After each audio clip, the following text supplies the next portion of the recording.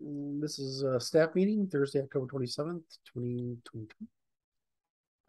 Boy, there's a lot going on in the world.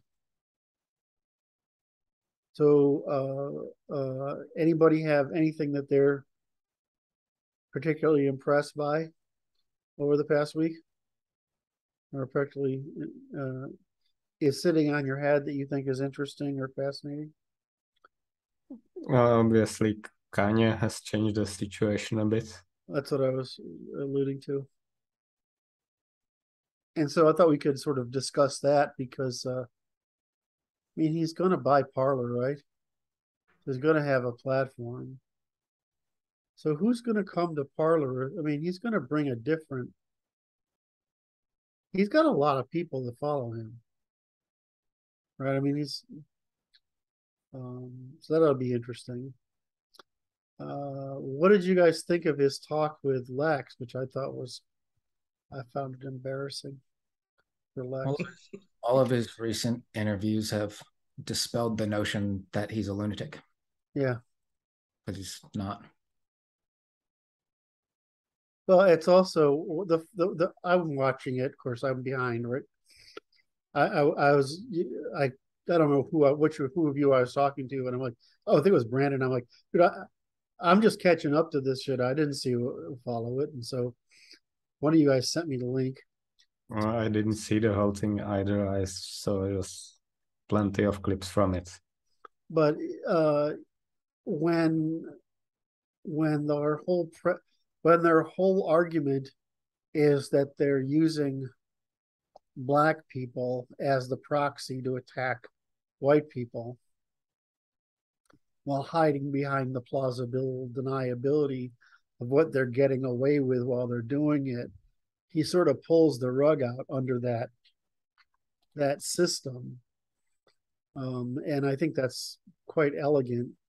The On the other hand, what that you can, it's one thing to ban. It's pretty hard to. I mean, he's basically making a collusion or conspiracy argument. He calls it collusion, but it's conspiracy, right? And he's saying that well, it's a conspiracy, and what you're deplatforming me is just a evidence that he's right. And so, I mean, the thing is, you can take $1 billion from a guy who's got billions, right? And he's still got enough money to make the world go on, and he's not like he's just very hard to argue with because I had no idea it was this smart until I watched the video. I mean, He's on the moral high ground, and he's correct. Absolutely on the moral high ground. And he's correct. So what are you going to do with that? You're going to ban him from everywhere because how are you going to let that slide? So I like that he opens up the tribalism argument. That for his people, and that people should be able to argue for their people. He stated outwardly that it's white men who have been prosecuted and having their voices taken away from them over the last however long. It's just correct. And now people have to deal with it because it's coming out of the mouth of someone who is the caller that should be saying a different thing. And he's like, well, I mean, I'm just right. See, he takes the natural argument, which is, well, I just don't. I'm either right with God or I'm not, right? We're gonna fucking go with that. But I love that he said to him, "I don't trust you," right? I mean, I was sort of wow. And what I loved more, so it was interesting to watch not only his arguments and realize how good they were, but it was interesting to watch Lex do exactly what we'd predict, which is just deny, distract, prevaricate, make excuses for. And yeah, but he's not wrong either, right? He's saying what you're saying is going to get us chased out again. That's what he said every time he made an objection. Hey, it's dangerous for me and my people. Yeah, for sure. So why don't you change? That's what he's trying to ask him and couldn't. Because that's costly. Because it's costly. Because it means you got to spend. No, I mean, if your social self-worth, your identity, your whole cultural self-worth is a social construction. Not that most group strategies in the mythos aren't social constructions. They all are. But if the difference is if that's being falsified, right? I mean, when we come out and publish our stuff, it's the science of what's going on, right? And so we don't have to blame them in particular because it's not just them, right? They're just better at it because they're nepotistic about it. So, it's possible to outlaw their behavior, right, without too much difficulty, which we've done the work on, and it's possible to correct it. So either they're going to conform and integrate or leave. But I think the important discussion to have is y'all need to reform, right? Y'all need to change your ways. But I can't, but the problem I have, which is baiting Martin into this, see if he can say something, is that if women can't change, why would we think that group can change? It's men that set the limits on women. It's the other nations that are going to set the limits on the Jewish people. Like, they're subverted but non-aggressive, meaning even Kanye is trapped in the Bolshevism, Zionism, false dichotomy. Yeah. He's on the other side of it. Well, we illuminate the only thing that needs to change is that you can actually have any type of political system you like as long as you obey the law. Yeah. I'm just seeing the usual conflation of their inherent traits, genetic, that change much more slower over generations, with their group strategy. Yeah, their group strategy is very hard to change, is what you're saying. Because no, I'm saying their traits, their strategy isn't genetic, and I'm having too much trouble. Change for different reasons. I'm having too much trouble understanding you. Can you say that again? Their group strategy isn't just genetic. So just their genetic traits provide a field of opportunities that can manifest as various strategies, not just this one. Yes. And it's also cultural. It's transferred through family members, to their institutions and all that.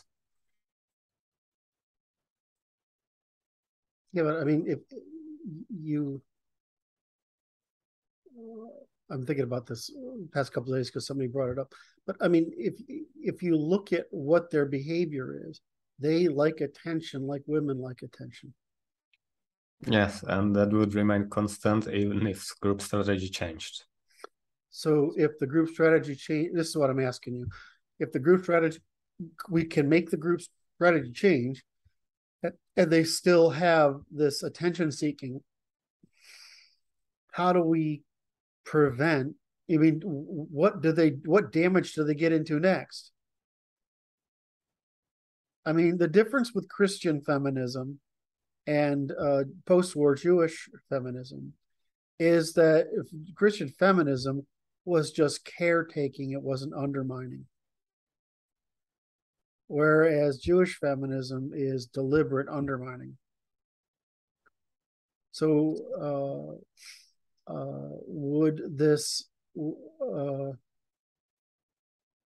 would they move over to caretaking? Like, Jewish doctors are pretty good, but they evade responsibility for the commons. I mean, I don't know. I can't figure out. This is what I can't figure out. Given that all female behavior is evasion of responsibility, but it's primarily evasion of responsibility for the common. Right? We prohibit that. What? We prohibit that evasion. The law prohibits that evasion. Right. And that's why I'm asking you this question. I don't have an intuition about where that energy goes. Does it go to construction, or are they wired for undermining? In other words, women aren't aggressive, but Jews are. And so where does that aggression go? We're going to find out. Okay. We're going to find out when we do the rightful, like easy to decide upon experiment, which is the installation of the law. Then we're going to find out what people are going to do to try to get around it. And we can respond to that. But the foundational argument is... Go ahead, Martin. If the group strategy goes, then it moves down to an individual level, which is much easier to deal with. Oh, thank you. The individual can only do so much damage. I would kiss that beautiful face of yours if I could reach through. And that was beautiful. That's exactly what would go with that group strategy. Would go their separatism, supremacism, and some would leave, right? Some of them would leave, because if you can't get away with all that rent seeking here, you're going to go to a market where rent seeking is still available.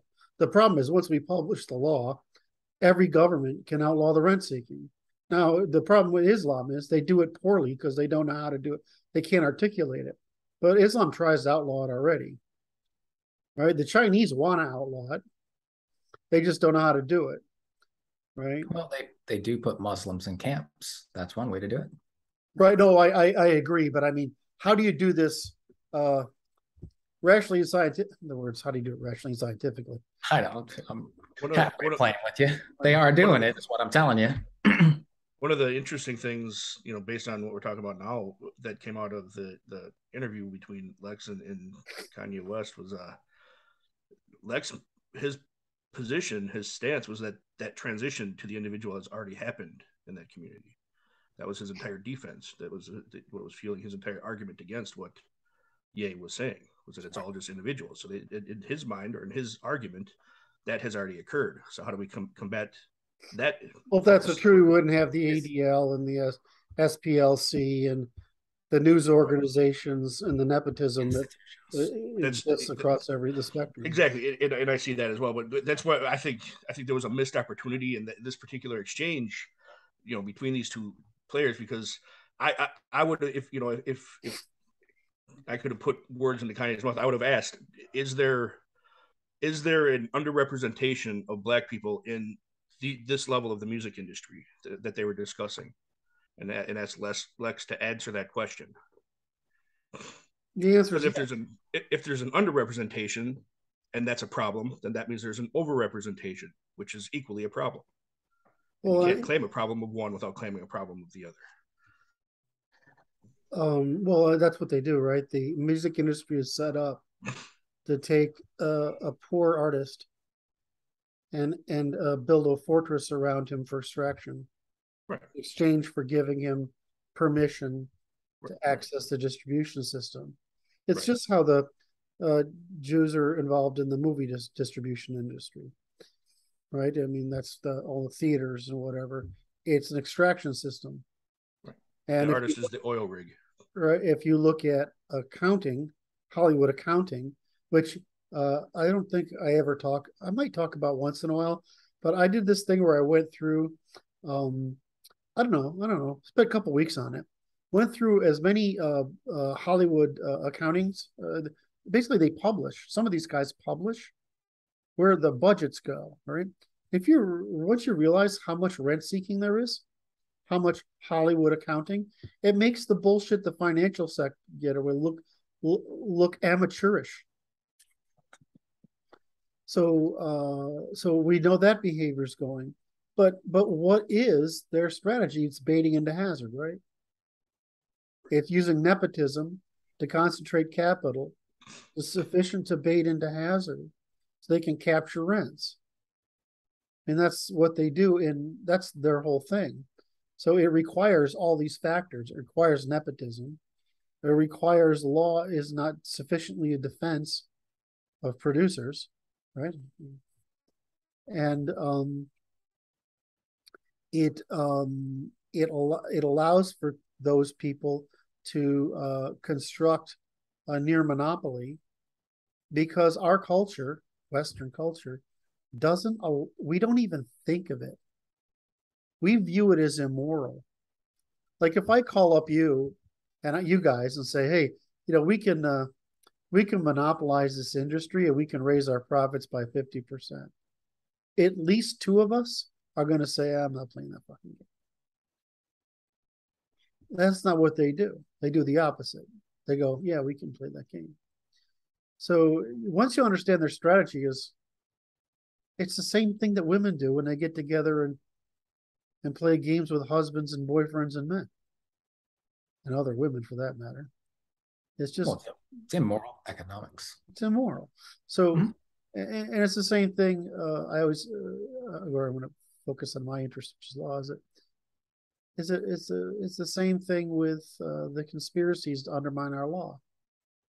They just put enough capital together that they can prosecute an edge case through the court system to the point where they have identified a vulnerability and they can narrate a story that the world can be opposite from what it is by a false promise. So all they do is this one. That's why I think it's an instinct, which is why I'm trying to get Martin the question. Is I think it will devolve into the individual because we can eradicate it from everywhere else. But then we can again use the law against the individual long enough. So the problem is, let me follow the line. I hope I am painting enough of a trail of breadcrumbs. Painting a trail that makes no fucking sense. Leaving a trail of breadcrumbs is so we know that the female mind can't invent, doesn't. And so they can identify. It's not even discover, right? And so the problem with Jewish history is they have a record of being the most literate people and doing absolutely nothing with it, except organized crime. Against, in other words, there's a couple kind of organized crime, right? There's organized crime that's like black markets, and there's organized crime like prostitution and gambling and money lending, right? There's organized crime against the commons. There's organized crime like slavery, which is direct warfare on the commons. And there's organized crime against institutions, which is, again, warfare on the commons. So if you can't invent and you have you're an aggressive group, hyper-aggressive female traits, and you can't invent and you can't rent seek, where does that energy go? Where does the aggression go? I mean, this is my. You see where I'm trying to get at here? I'm trying to get as to whether is this problem really solvable? Aggression if the problem of women is solvable only by our constraint, is the Jewish problem solvable only by our constraint? And will their level of aggression tolerate being constrained?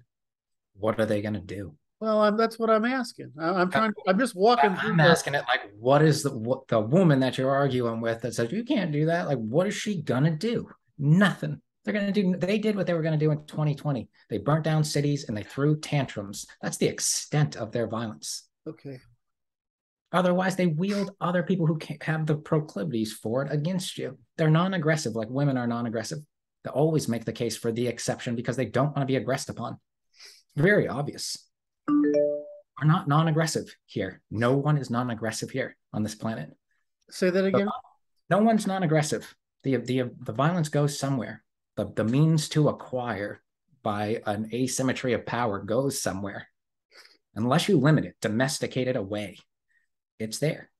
It's there in dogs. Yeah. Let's put that as what we do in European Civ is we redirect it to the production of commons. Correct. Right. Which adversarial competition. Right. We create adversarial competitions and heroism. And the point is, which the Muslim world cannot get their hands around this for some fucking reason. I don't know why they can't get this.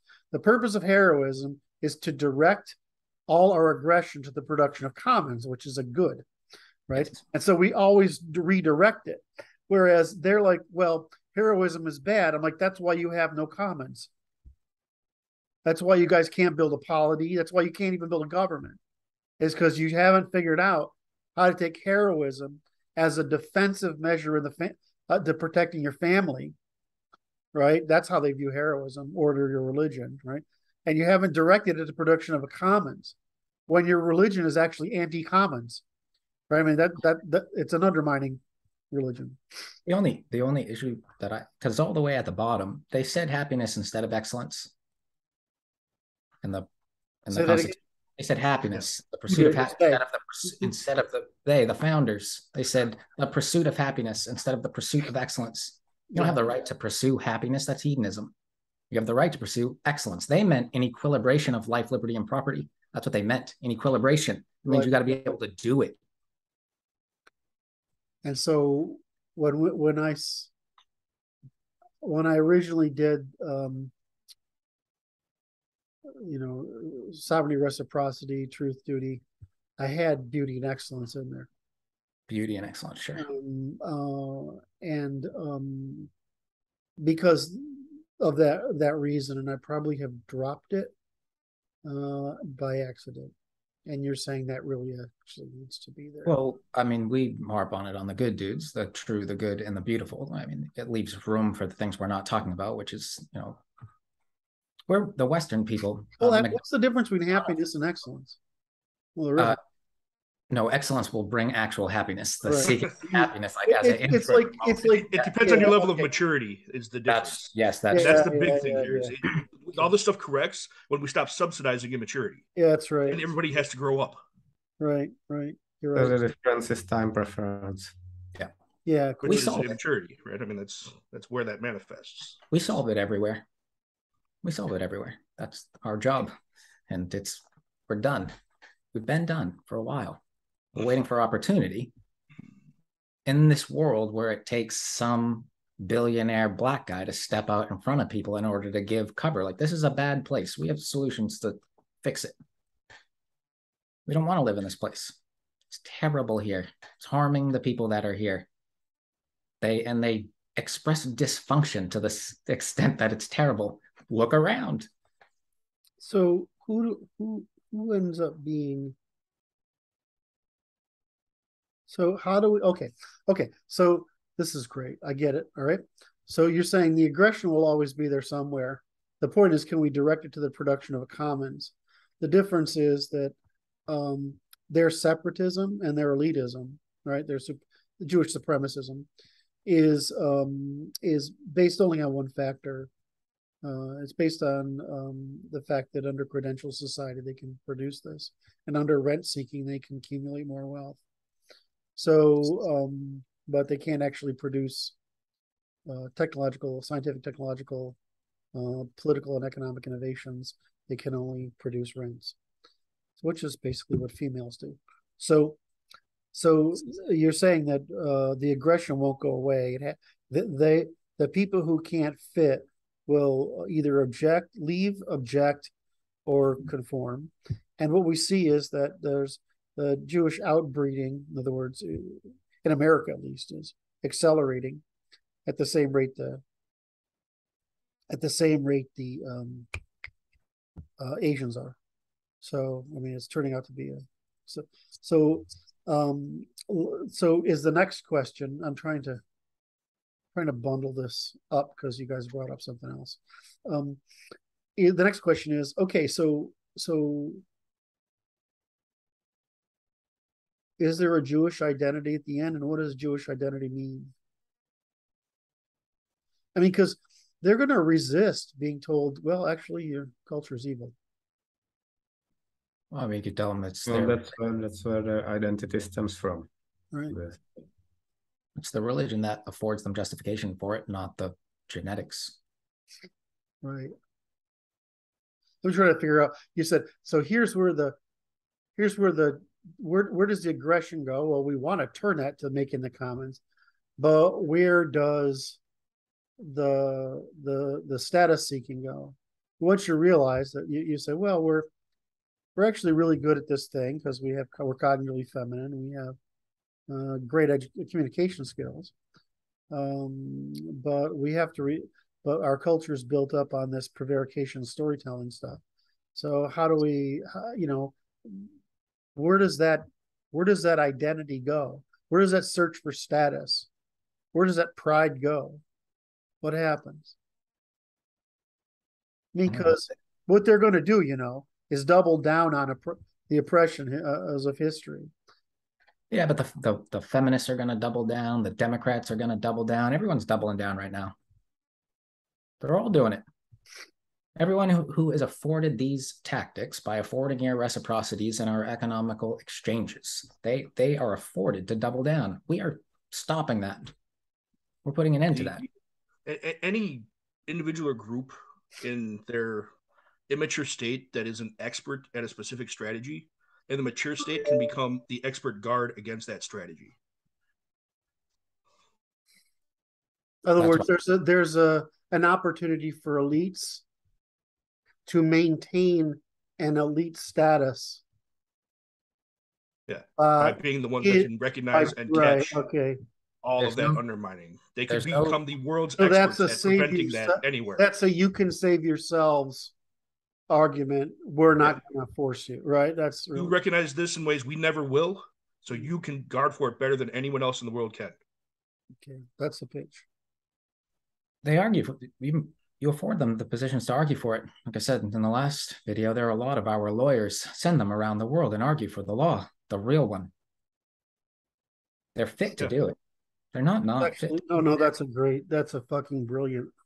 Well, my point is lawyers, accountants, lawyers,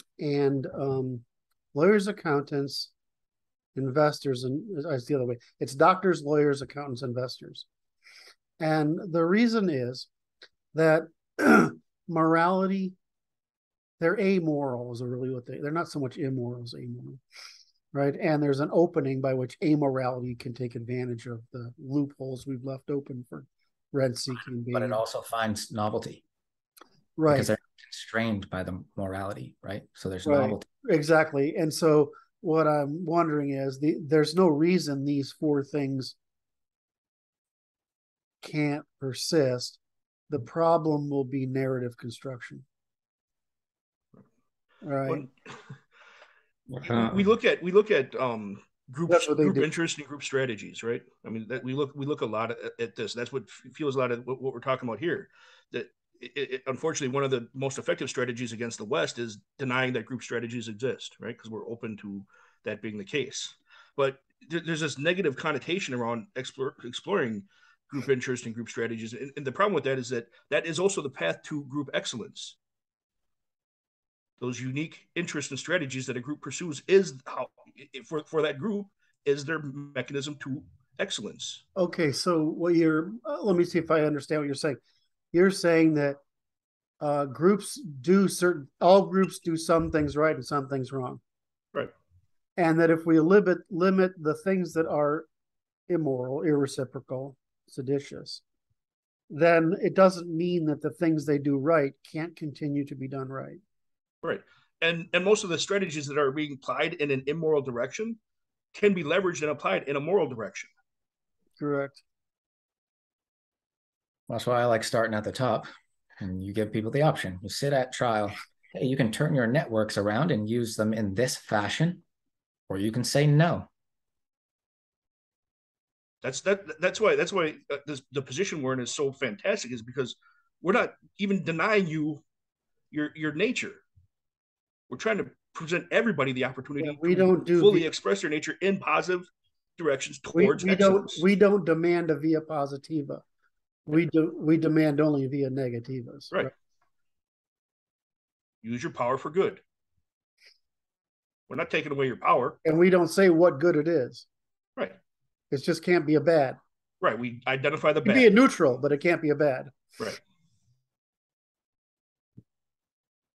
So we have to turn the whole conversation around group strategy on its head and help people recognize that there's a lot of good in there. That is the path to good. That's why groups are powerful. It's because they can output goods that individuals cannot. That's why the world resists. The world has such a problem with Western civilization because it's prohibitive, not prescriptive. Right. And so you get told what you can't do. What you can do is up to you.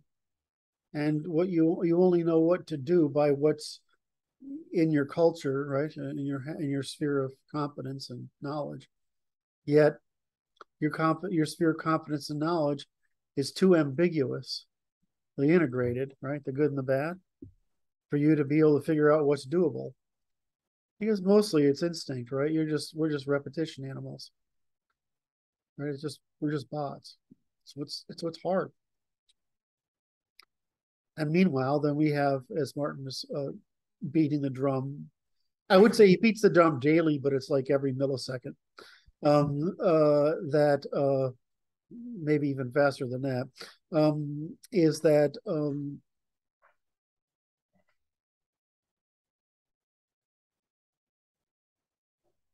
they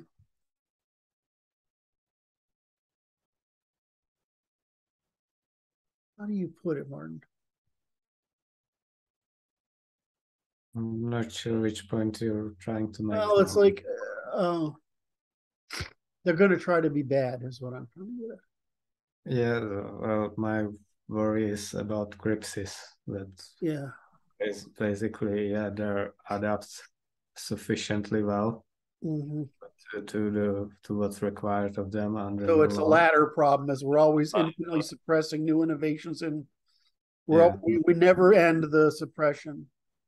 Yeah, but they'll maintain Judaism internally among themselves. Which is what they did in Spain. Yes, so and that we still have this group among us that hates us and plots against us, even if we have opportunities to just less overtly.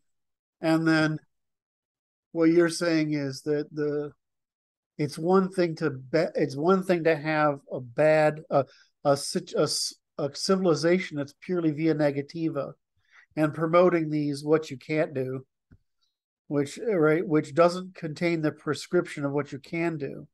And then these fucking evil people come along and they come up with Marxist pomo woke, which is degeneracy.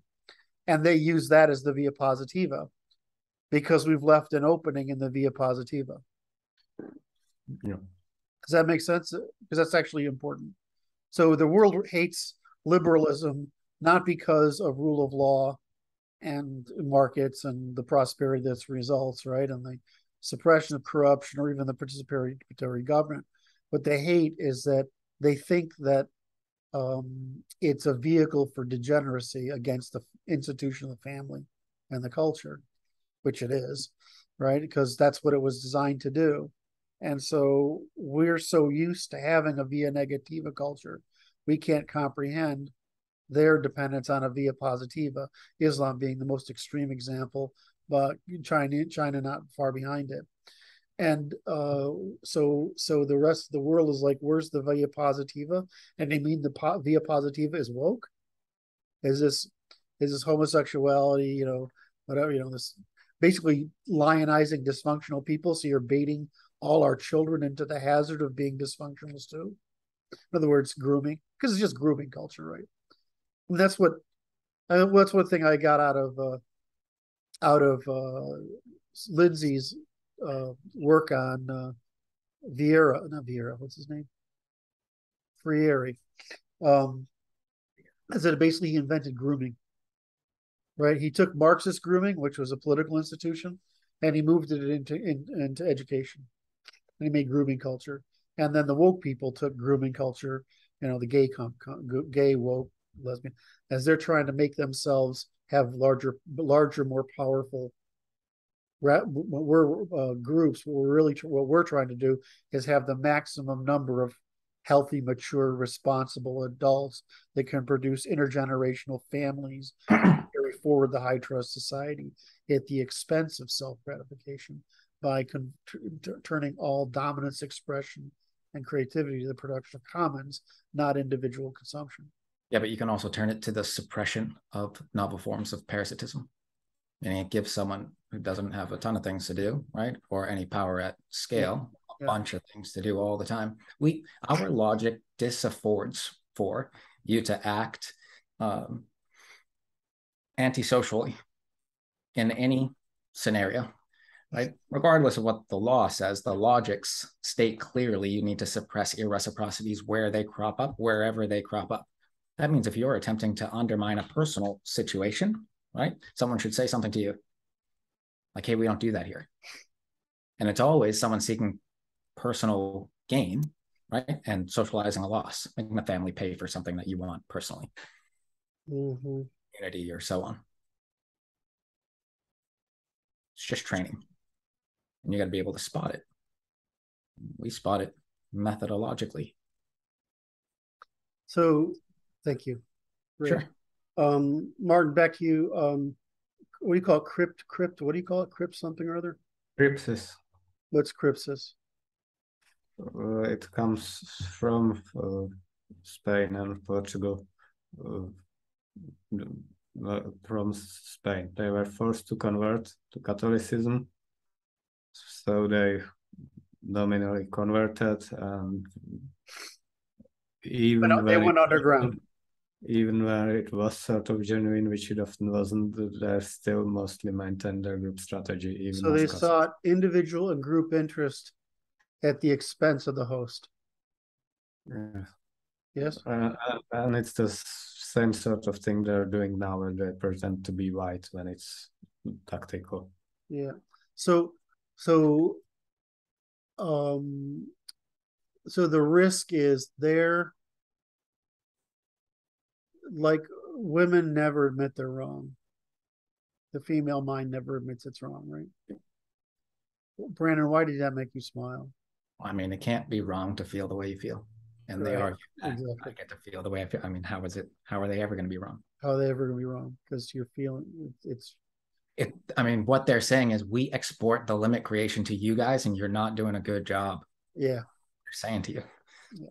Because they don't want the responsibility because of maintaining limits, because it exposed them to interpersonal social approval risk, right? So and they can't say I'm in a fight with you, so they have to say, well, it's not my fault.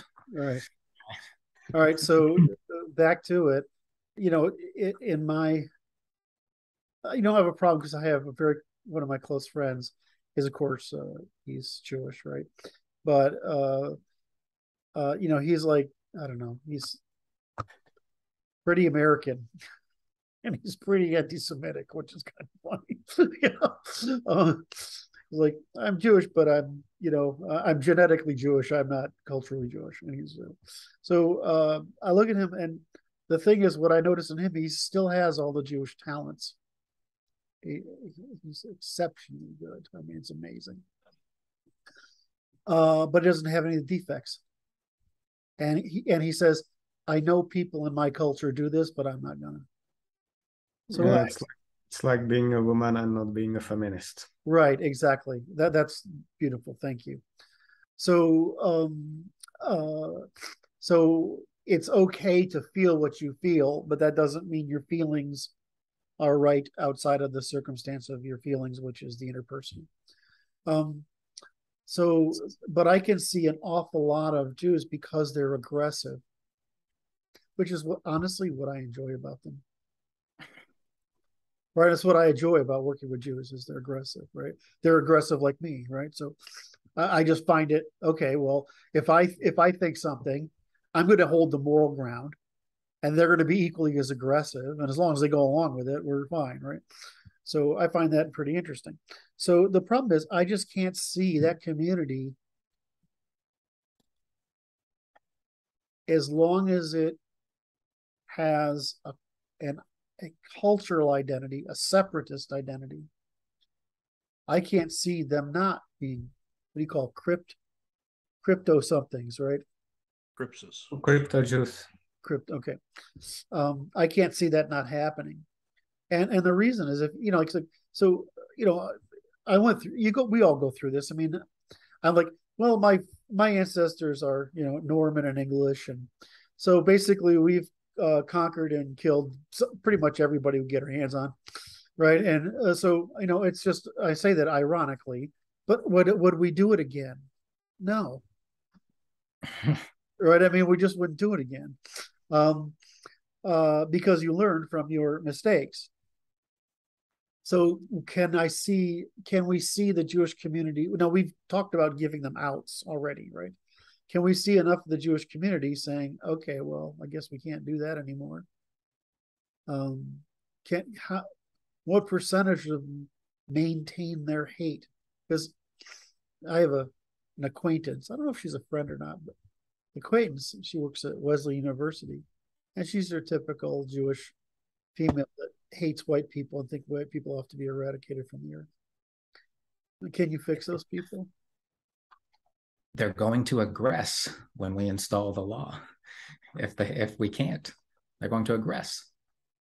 They're gonna fight back. They're gonna wield their influence against the influence of the truth. Give it a go. In other words, the market will solve this problem if we put the market rule regulations. I'm betting on it. Yeah, I can't see why not. Yeah, but it's also harder to preserve. They will stop this expression in public, but that they won't change their minds. Well, we've been solving that problem for all of history, though. I mean, yeah. It's there's when parties reach a group of irreconcilable interests or conflict, the conflict of interests becomes irreconcilable. They separate, or they conquer each other. Right? Conquering each other doesn't preserve future opportunities for cooperation. Separation does preserve future opportunities for cooperation. Right? We may not cooperate on that specific interest, but separation preserves all the other potential interests as opportunities for cooperation. So, but that doesn't acknowledge the options of deceit and parasitism.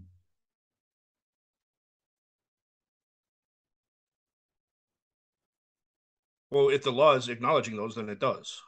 I mean, I thought that we were talking about when we get law in place, right? I mean, how are they going to respond? They can separate. It's just under the way we've got the law, it's very hard to get away with anything, right? And because we've laid out the principles or the methods. It turns out there's only so many ways of lying, cheating, and scheming. Right. There's more complexity, like evolution, right? I mean, the organisms and systems get more complex.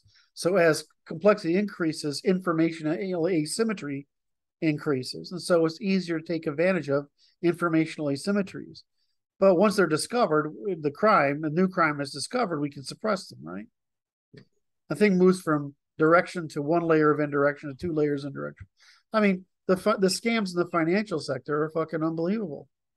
There's like 7 or 8 or 10 layers of indirection in there.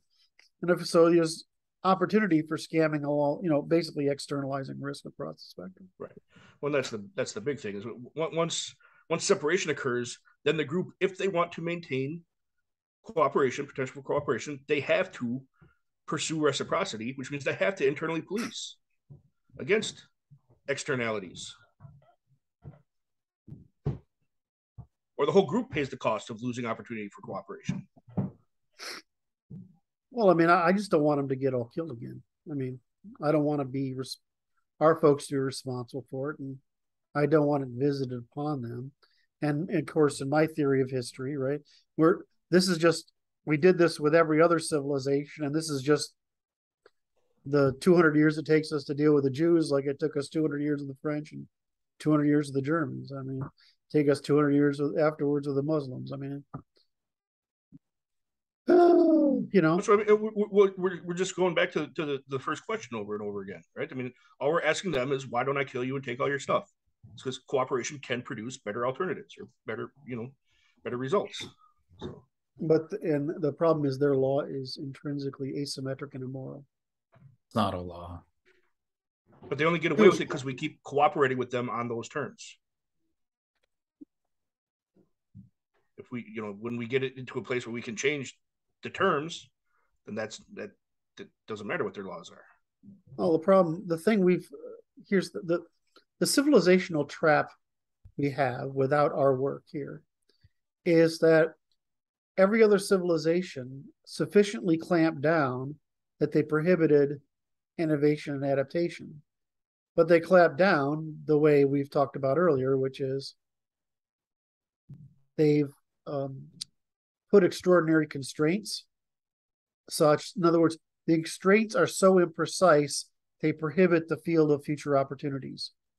Whereas our constraints are so precise, they don't prohibit the future field of opportunities. Right. So, and I think that's going back to what I was talking about earlier. That's the big lesson for all groups, is learn the precision of limitation, and then you can leverage your group's natural strategies.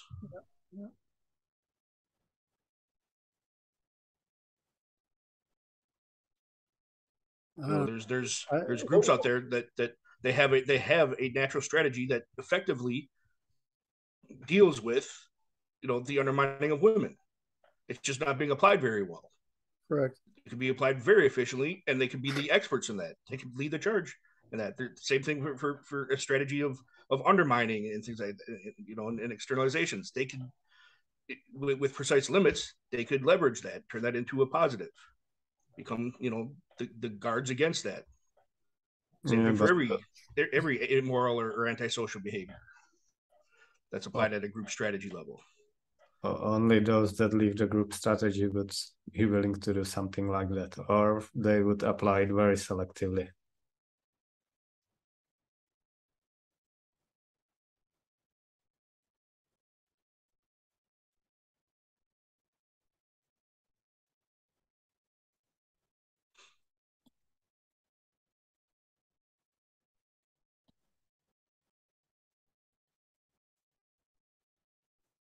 You look at the West. One of their group, part of their group strategy, does an excellent job of suppressing male antisocial behavior. But right now, it's not precise enough because we're doing it very poorly right now. It's exposing all of these vulnerabilities that are being leveraged by other groups. They did it on purpose, right? In order to prevent Jewish full integration, they took the Black community and prevented us from forcing integration in the Black community. So they could use the Black community as the vanguard to undermine on their behalf. And it worked. Right? It was a pretty successful strategy of using them as a proxy. I'm missing something here. Well, the whole program that we're working on is the reintroduction or the addition of additional precision and limits. That's what the law we're talking about is.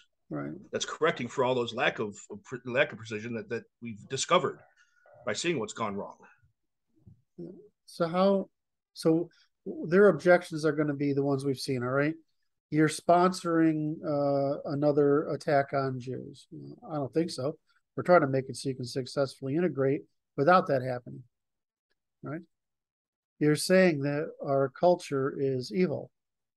Well, I mean, it's an accident of history. It is evil, but it's an accident of history. You're saying that our oppression. Well, you're saying that well, it was basically the argument. You're saying that you're the deciders, the paternalists that the rest of us have to adhere to, the Jews being in particular, and the women. Well, I mean, yeah, we are. We're saying that we seem to have discovered the limits, right? And we want to suppress the crimes. And so you want to engage in crime. And so no criminal ever agrees with the suppression of his criminality. So why would we expect you to do it? We don't ask criminals whether they agree with that their actions are criminal. We just stop the crime.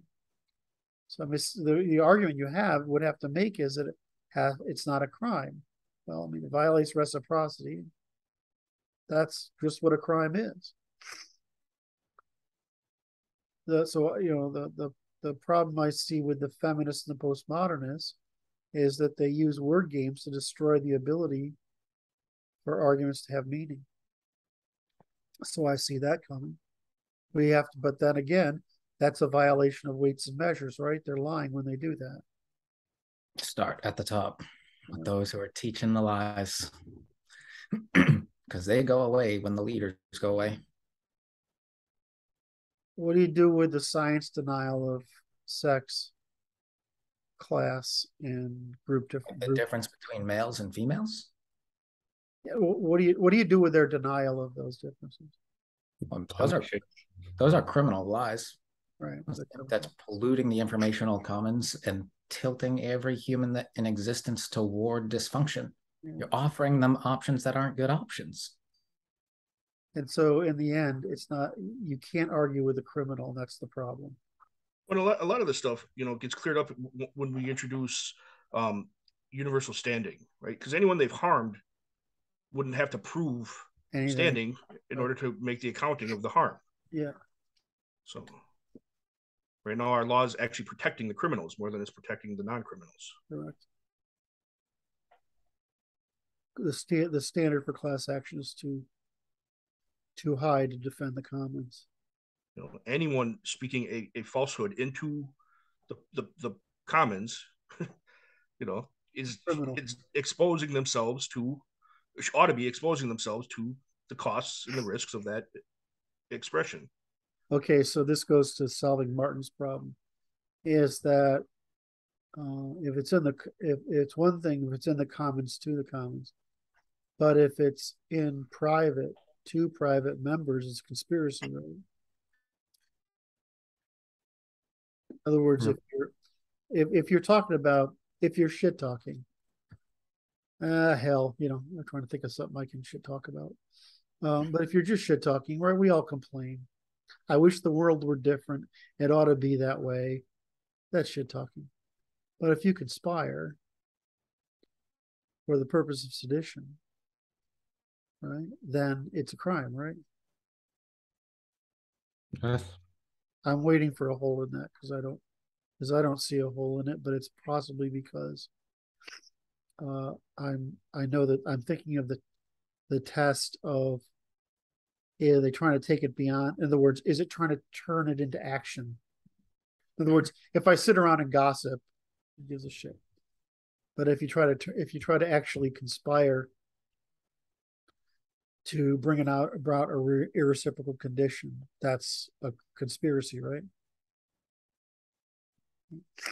And so that is a crime too. So we can handle the. We can't. The law affords you to decide who your people are first and foremost, and then it gives you the ability to decide against it, because we don't have that currently. Because everyone is deciding for a different superorganism. Essentially, we're talking about the Jewish people, but like feminism is a superorganism.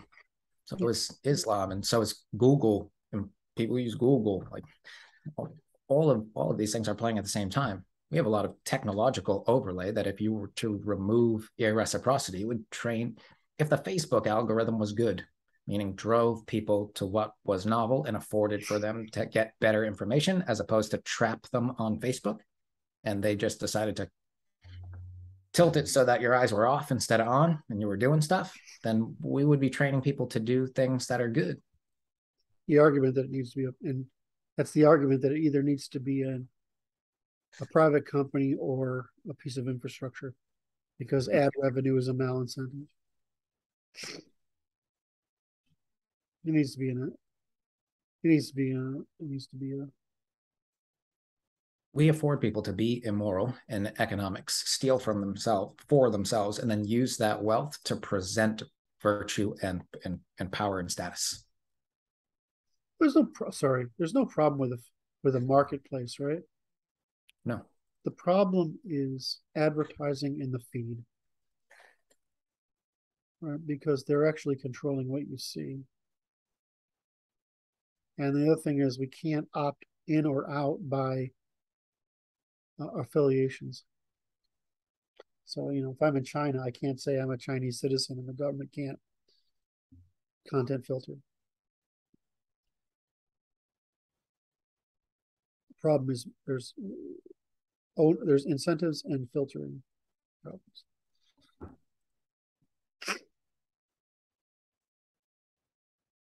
Did you see Musk's message to advertisers today? It was along those lines. It was basically him stating that content that doesn't improve your experience by fitting your interests or matching what you're looking for, what you're trying to accomplish, is spam. And when advertisement isn't that, I mean, not content but advertisement that does that, is spam. When advertisement aligns with your interests, aligns with your goals, aligns with what you're looking for, then it's content, right? So he's trying to make a distinction between making an actual measurable distinction between spam and content in the form of advertising. Are they trying to steal and extract from you, or are they attempting to illuminate a pathway to agency? Right. I mean, there's things I wish I knew about. Correct. One of the things that bothers me is, why am I not informed of every movie I want to see that comes out? Right. I just want to see that. Right. And the reason you don't go, I find out I'm a movie freak and I still can't. It's like I still only get notified by, if somebody puts millions of dollars into an ad campaign. Whereas, Jesus, just, we can say what kind of movies we like, and that's it, right? We can say what movies we don't like, right? There's no reason, if we can say what we like and don't like, then the problem is advertisers want to coerce by increasing reach. And those being advertised to don't. Right? I'd want to see Luke's book, but I don't want to see some propaganda book, right? I mean, this is so that's good. Well, goal is to outlaw those books in the first place. Say again? The goal is to outlaw those books in the first place, so they wouldn't be advertised anyway. Yes. So that also makes me wonder, a bit of a separate issue. What do we do about all that content that's already out that's subversive? Yeah. Well, I mean, the point is that if we'd like to be alerted, we can be. So the problem is that this is the problem with a lot of business, is that their hope a more marginal or poor quality business is trying to use advertising to take advantage of the asymmetry of information. In other words, the fact that you're ignorant. Well, the answer is that almost in every case, the top 3 or 4 choices in any field are always the best. And if it's not in the top 3 or 4 choices, then it's not. And so either something is scarce, again, Luke's training, right? And it's offered by like 1 or 2 people. And so there's 3, or it's something that is Coca-Cola, which is always the example I use for, okay, how do you advertise Coca-Cola? And the question is, do you fucking need to? It's like environmentally ubiquitous. So why do they have to advertise at all? Well, it turns out that they have metrics, and keeping it in the public eye is defensive. Right? They're defending. The reason they advertise is to prevent defection. What? Is to prevent defection. Yeah. And so so Musk is of course right. What bothers me is, like, I hate anything to do with porn or whatever. I mean, I don't understand why that even has to be advertised, given that it's what financed the internet, right? The second thing is Bitcoin. I mean, it's like the number of Bitcoin scams per day is unbelievable that I get hit with. Dating, anything sex, dating, money related. Insurance is the best scam on the fucking planet, right? Investments, right? Investing is one of the best scams on the planet. I mean, there's nothing hard with investing, right? It's really, really simple. We know this, right? We've got overwhelming data, right? You either have inside information, you have asymmetric information. In other words, you vastly understand what's going on in some industry or field, or you just bet on the market, or of course, in my case, you own the business, which is what I do, right? You own the business, You have asymmetric information, inside information, you have asymmetric information, or you bet the market. There's nothing else to know because you can't be that smart because you can't have the information to be that smart. The rest of it's just gambling. So, I mean, okay. So those things are. Well, even a lot of this stuff, you just mentioned you can't be that smart. A lot of this stuff starts to go away or become much less of an issue when we start to teach people decidability. So they don't have to have all the information about everything all the time. They have a framework for decidability, and they can apply that to any, exposure to information they come across. So people will choose to invest in themselves more when they can decide. How many generations would it take? How many decades, maybe, is a better answer. To do what? What Luke just suggested. To teach decidability. Oh, I have this thing in my head like Schoolhouse Rock. It wouldn't take a decade. No, I don't think it would take a decade. No, not close. It wouldn't. I really, to me, that's how it'd be nice to start it in school. And I've talked about some people with this recently. Right. But of course, it's really Schoolhouse Rock level material. And I think it can be taught relatively simply. Only teaching people what they can't do. And that's like, you can't be unethical and you can't be immoral and you can't be bad. Yeah, but we've actually created a system of measurement for those three things. And right now they're subjective and we're making them objective. Correct. We've been discussing the economics of the immoral the whole time. They're afforded to do things that they wouldn't even be afforded to do under the market conditions. But I did get my fair share because I'm a member of the family. You will get exactly your fair share under a full accounting.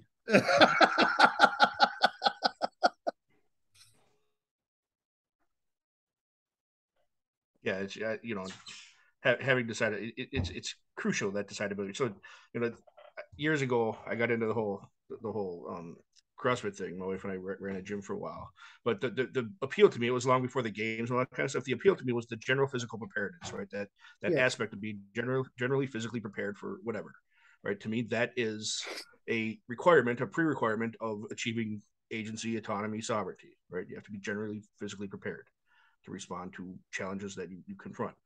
What we've built, what we've played with, what we've developed over time is the same thing for cognitive development. Decidability creates general cognitive preparedness. You can deal with whatever challenge comes in front of you. Cognitive challenge comes in front of you with the mechanisms of decidability that we've output, right? So it does that. It accomplishes that exact same thing on the cognitive side that the general physical preparedness stuff does on the physical side. So it's crucial. We have to get out there. Okay, so can I test that hypothesis? Right? Sure. It's not really. I'm saying you're right, but so again, we have to be able to reduce it to something imitable, right? Because as somebody reminded me this morning, when you get below 100, the people's ability to do any kind of logic dissipates.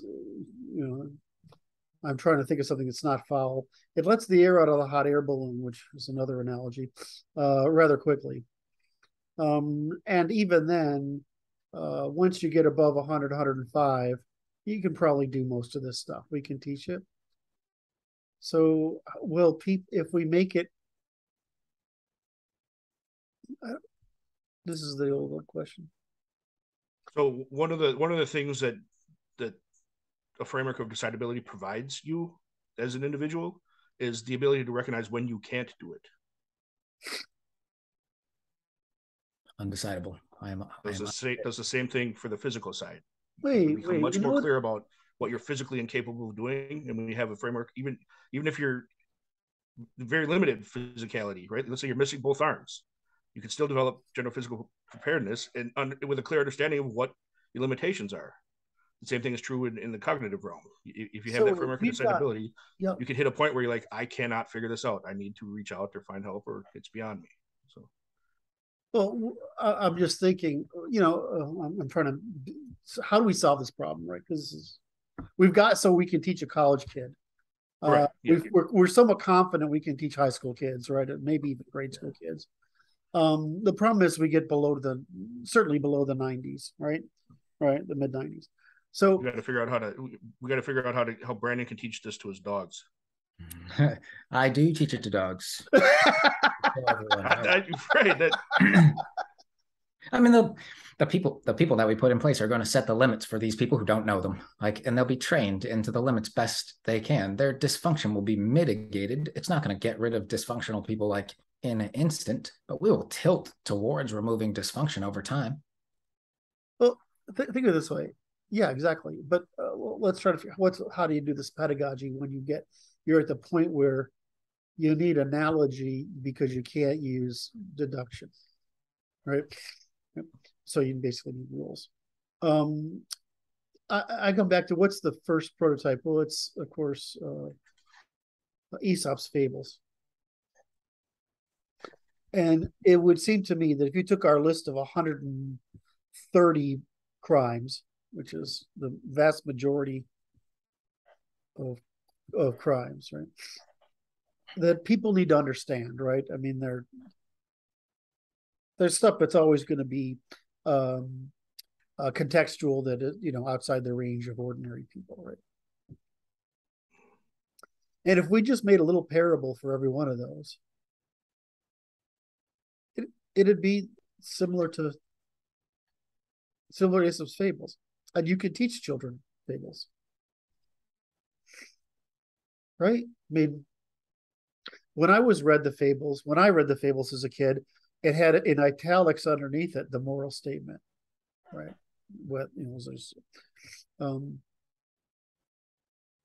So sure, we can create a fable for each one of those, right? So we could riff off the Aesop's fables model of the animals, right? The animal kingdom, to depersonalize it, to de-anthropomorphize it, to re-anthropomorphize it. Is that re-anthropomorphize? Yeah, we can make it into fables. We can gamify it, right? I mean, you can see IQ85 people mastering a game they play. Yeah. There's delivery methods for broad spectrum of it is cognitive starting points. So it's not. So the point is that if we can't teach the logic, we can at least teach the application. Yes. Given that the application isn't infinite. Right. In other words, the number of cases, number of moral conditions isn't infinite. Right. I mean, it might be combinatorial, right? There might be some combination. What? Our criteria squeezes everybody's scale. Like a lot of people would be voting, right? So they're not actually able. A lot of the reasons people can act the way they act is because they have the ability to act at scale in a market, so they can earn money and then act at scale by buying something or so. But you would be disafforded that ability under the conditions. There's a lot less room to train dysfunction in. So let's get back to Luke's question. So how long does it take? Well, I mean, 6 months to 3 years. Well, no, you mean per person. I mean, as a district to meet critical mass in the population. Oh. I don't think I think it might be 10 years. I mean, here's another way to look at it. Laws that fundamentally change group behavior take a decade to 10 to 12 years. Right? I mean, so I would say it's one thing for us to publish and come up with it. It's 5 years to put together the material, and it's 10 to 12 years, but you can do it within a generation. Right. The way I ask that question is, how long does it take for it to go from a law to a norm?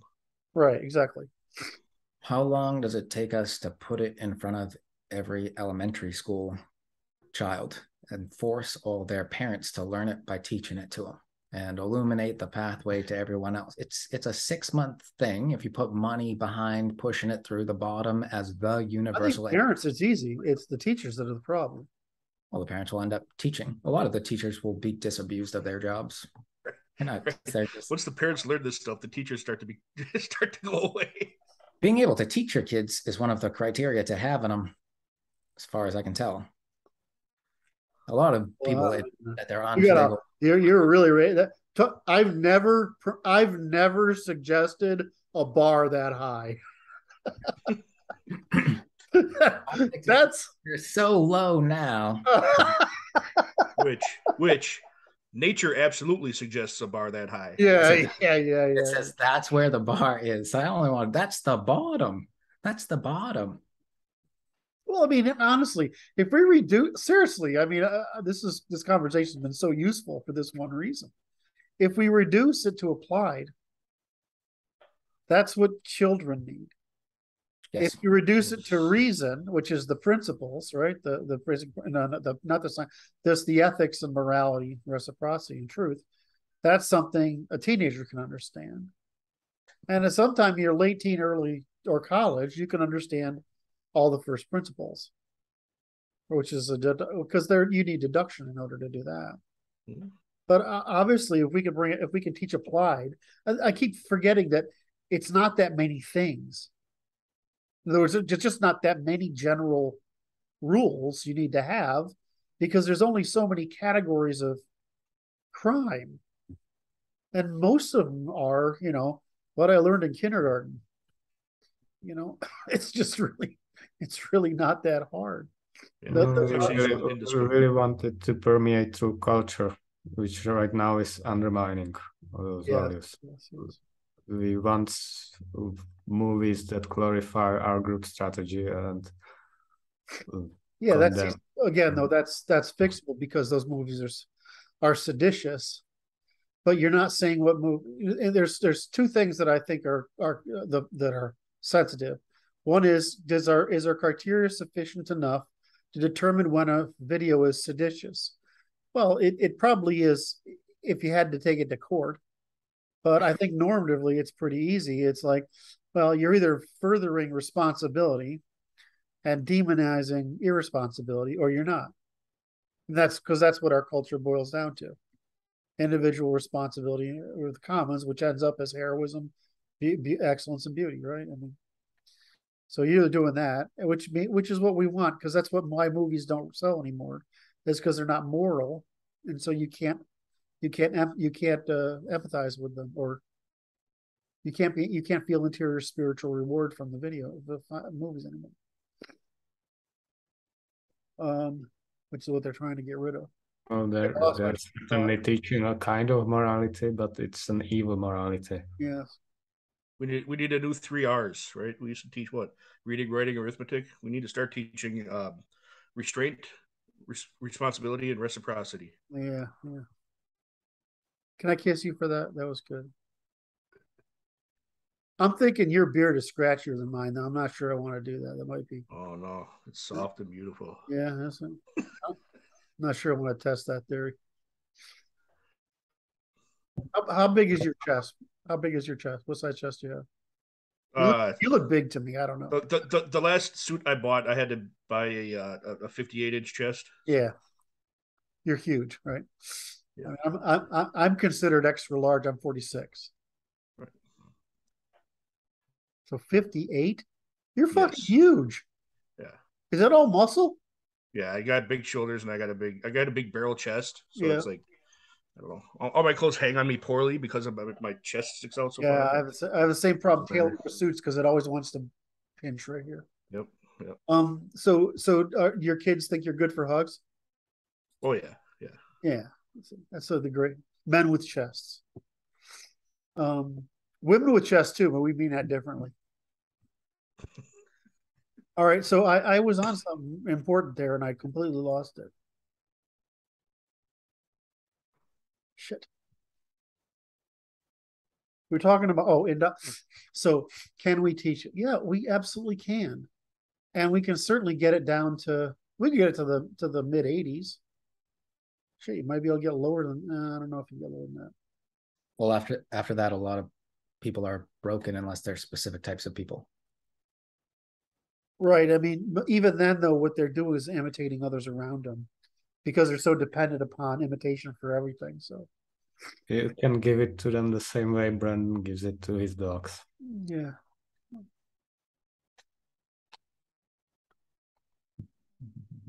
I would have never thought, even a year ago, that we would be even able to imagine such a thing was possible. See what you guys did? See what you did? It's an increase in precision in the methodology of domestication. Yeah. We're talking about here. Domestication. Interesting. Civilizing, domesticating, civilizing. I mean, it's integration into the actual human species, because all the rest of y'all are animals. Yeah. How to become fully human. Well, we give you choice-making capacity. That's what decidability is. Yeah. If you want choice, you can have it, but you got to be able to decide, or it isn't any good. Yeah.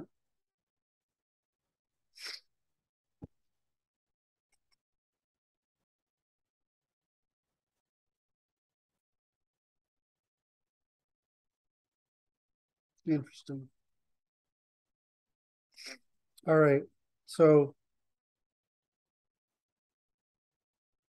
it only looks hard because so many adults right now are actually children. yeah. It's terrifying. I mean, I keep putting, I repeat this pretty often the past couple of days past couple of weeks because it's, but like TikTok is like, please confess you're psycho for women. I mean, what the, I mean, a lot of guys will confess, yeah, I'm still a kid.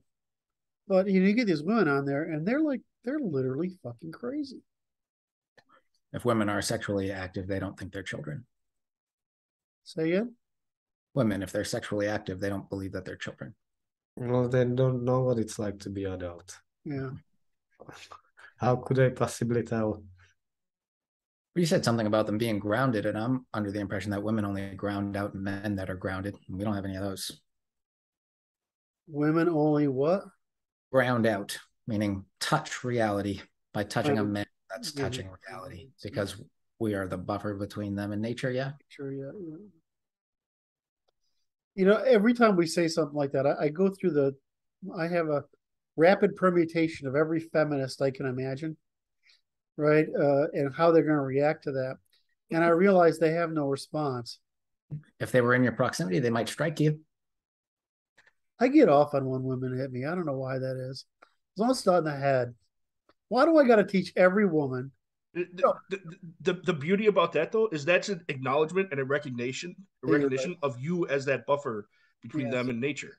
Because the only reason they can strike you is because you are that buffer. Nature would kill them for that. Yeah. Right. I don't know. I you know, it's like I'm listening to these guys, right? This manosphere stuff.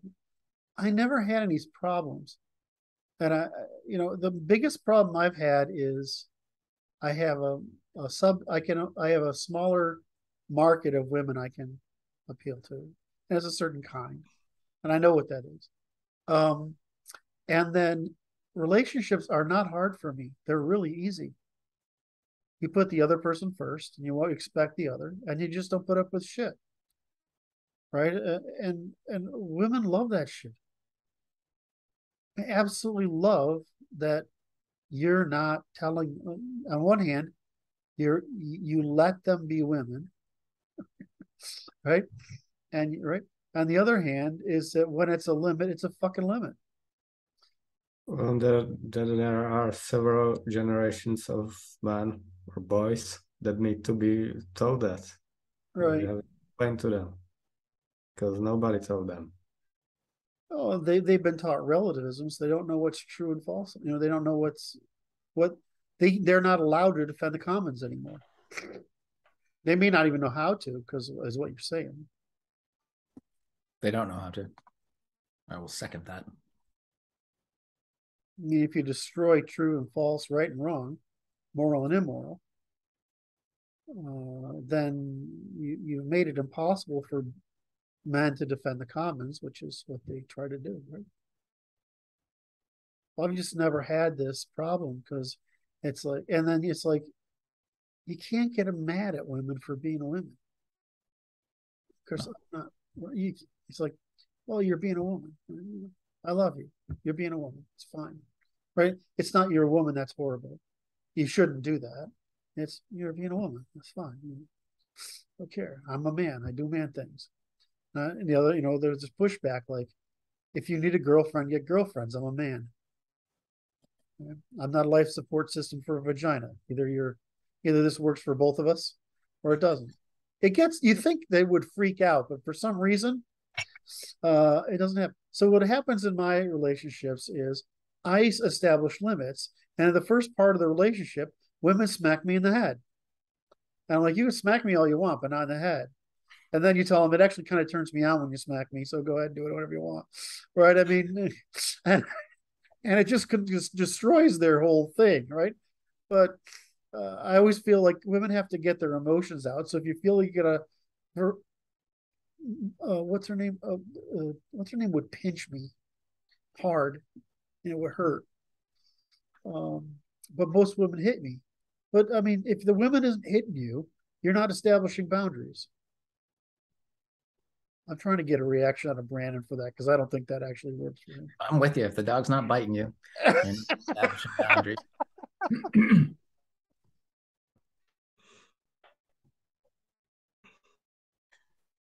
And I'm not, I just don't understand the problems I see in these relationships. That and I don't understand all the cheating. I just don't get it. Well, I think it's technologically mediated lower class behavior. That's just, in other words, that's all I'm seeing. That's what I think everyone is seeing. It's just people, they don't know how to act anymore, and they don't hold their relationships to a higher level than individual pleasure. And there's also cultural changes.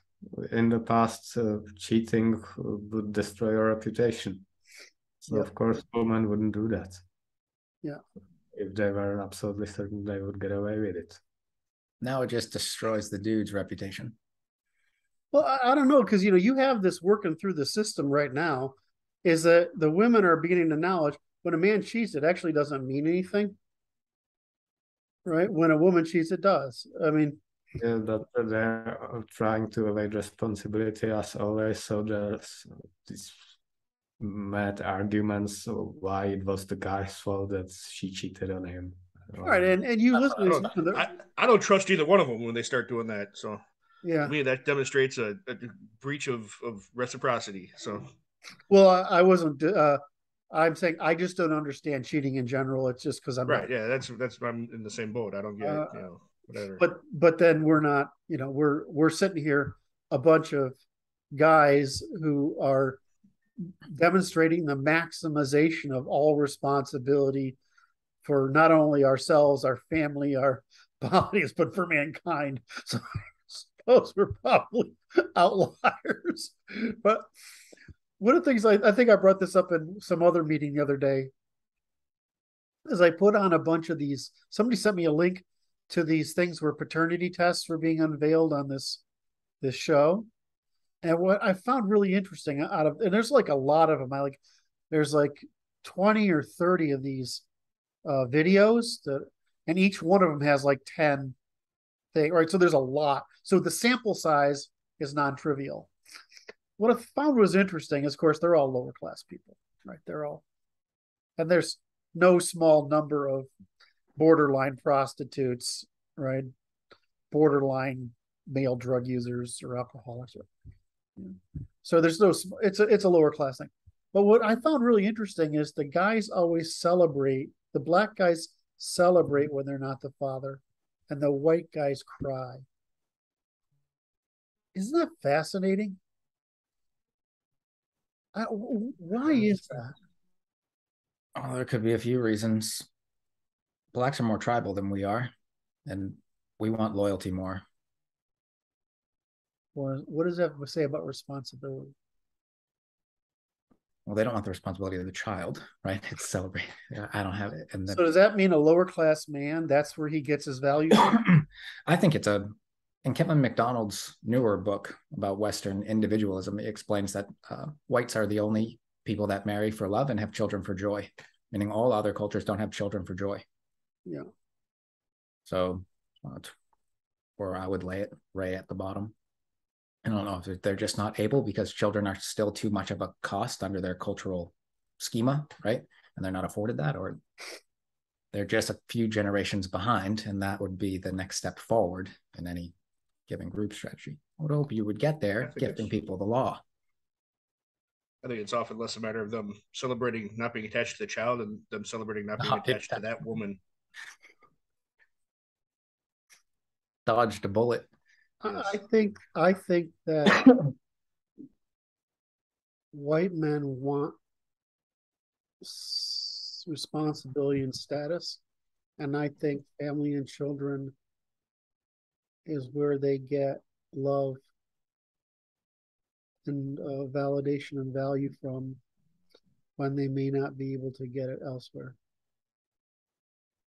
And I think that's why, because the number, I mean, I can empathize with them, right? What I don't understand the black community is, I mean, look at, you know how many of the women, if they have to bring in 10 guys before they find out who the father was? I mean, Jesus fucking Christ. What the hell is wrong with those people? A little too hotel mattressy for me.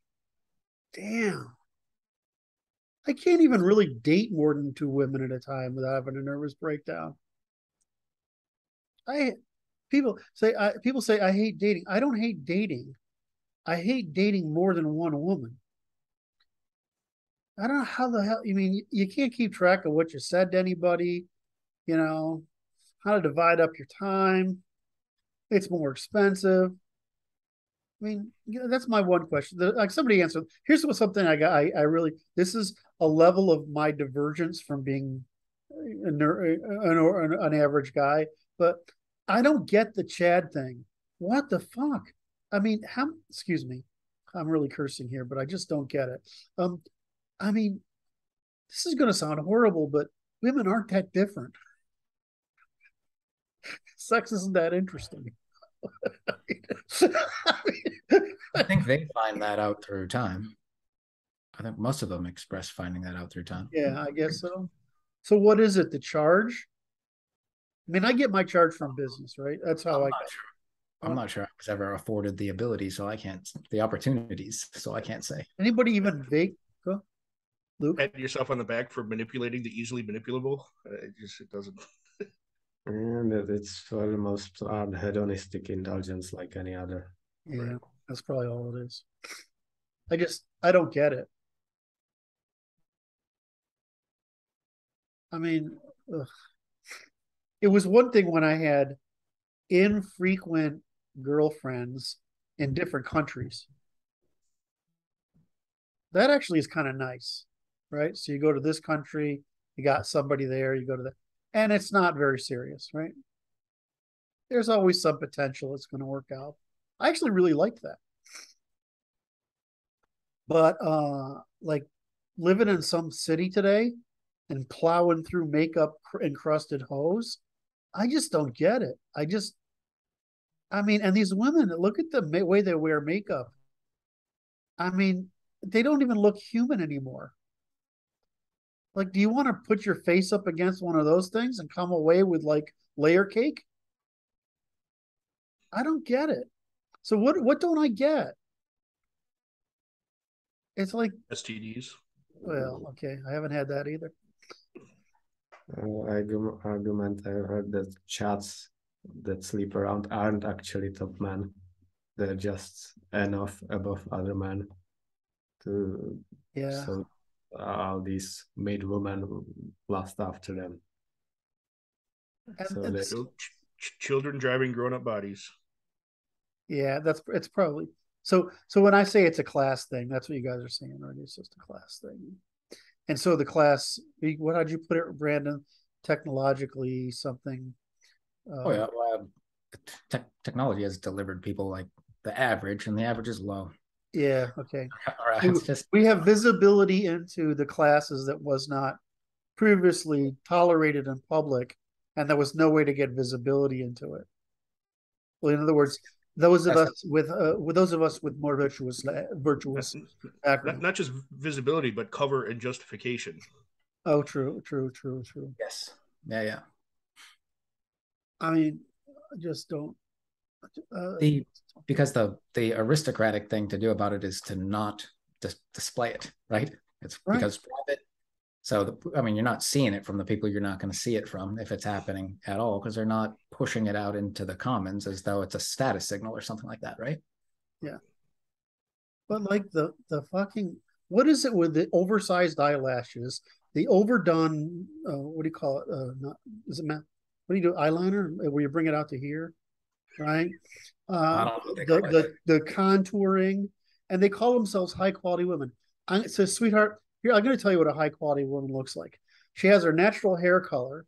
She runs 2 miles a day, right? Her nails are barely longer than mine, and they have that just enough shape to show she's feminine, and they have clear nail polish, right? If they wear makeup at all, it's eyeliner, mascaras for your eyelashes, right? Eyeliner and a lipstick that's barely visible. That's what and you know, because you could find those high quality women. The other thing is they're fucking educated and they have taste. So I was married to a high quality woman, a really high quality. They don't have anything in common with the chick who reads Glamour and does her makeup like a, like she's made of plastic. I just don't get it. I just don't get it. And so it's just a class thing, right? I mean, and I don't have any really comprehension of the lower classes. So I suppose that's probably why I don't get it.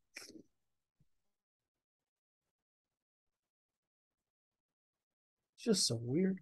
And poor guys. If you're a guy out there today, why go on dates with these women?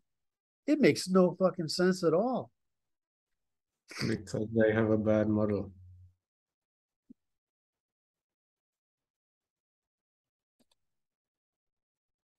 When we were younger, and there's still this group of guys now. There's a group of guys, and they do man stuff, right?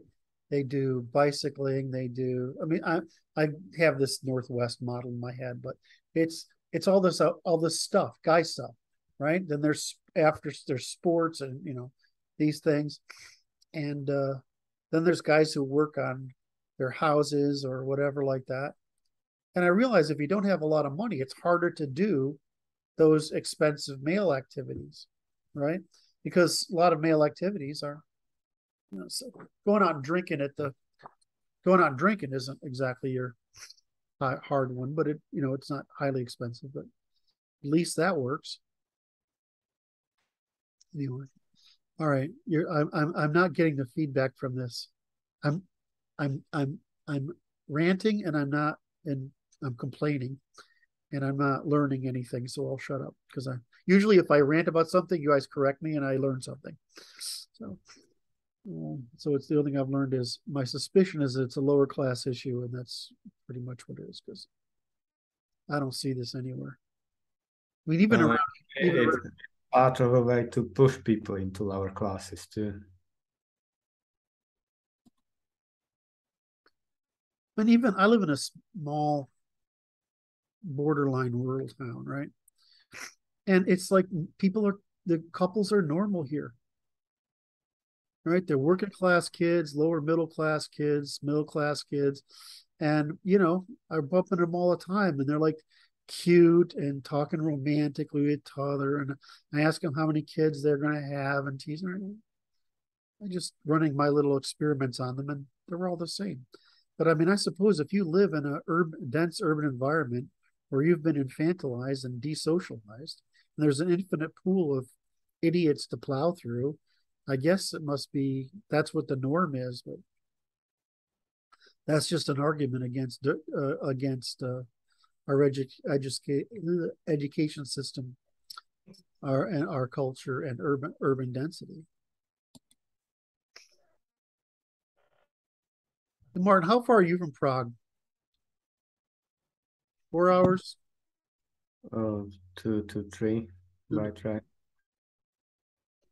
I have no concept of how far things are away over there. Like I can sort of mentally drive around Germany and Ukraine and Russia. But down there, I don't have any idea. What's the countryside like? Okay, in social norms. No, I mean, if you drive through the countryside, it's pretty. Yeah, sure. Yeah. Mostly. Do you like Prague as a city? Is it pretty? Is it a nice city to visit? It's one of the prettier European cities, certainly. So it's the one I live in, actually. Did I tell you about my friend who back in late 80s, around 1990, he thought Prague was going to be one of the next places. And this is a rich kid, right? I mean, he doesn't really ever have to work in his life, right? And so he reads a book on Houdini to give himself something to talk about. Right? This is very much him. And he goes to Prague to visit, and he just stays there. He's still fucking there. It's like, yeah, it doesn't get better than this. He's like, it doesn't get better. All right, so we did Kanye. I got to pull up my notes here. Well, the stuff we were just talking about, it circles all the way back to the group strategies, right? I mean, when we're all smashed together, our norms disappear, right? It dilutes the effectiveness of norms, and so we start to see all this lower class behavior.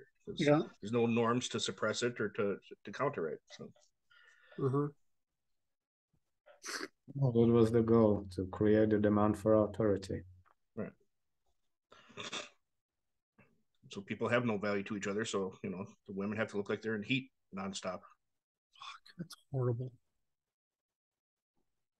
Can't go back. All the makeup does. Okay, can I start a new topic? Or because I think if I kept thinking of kindling to throw on the Kanye fire, we could keep that goddamn conversation going all till 10 o'clock at night. But I think we hit the main issue, which is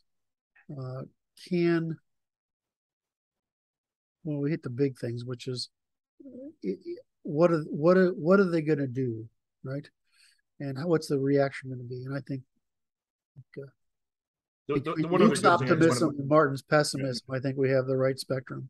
The one other good thing I see in that situation is Kanye is in a position where he can do it himself. Wherever he's canceled, he can say, all right, then I'm going to stop interacting with you and do it myself, which is a great example for all of us, right? We don't need to rely on their systems when they're hostile to us. So I'd be welcoming every cancellation because that just opens the opportunity for me to do it myself. So.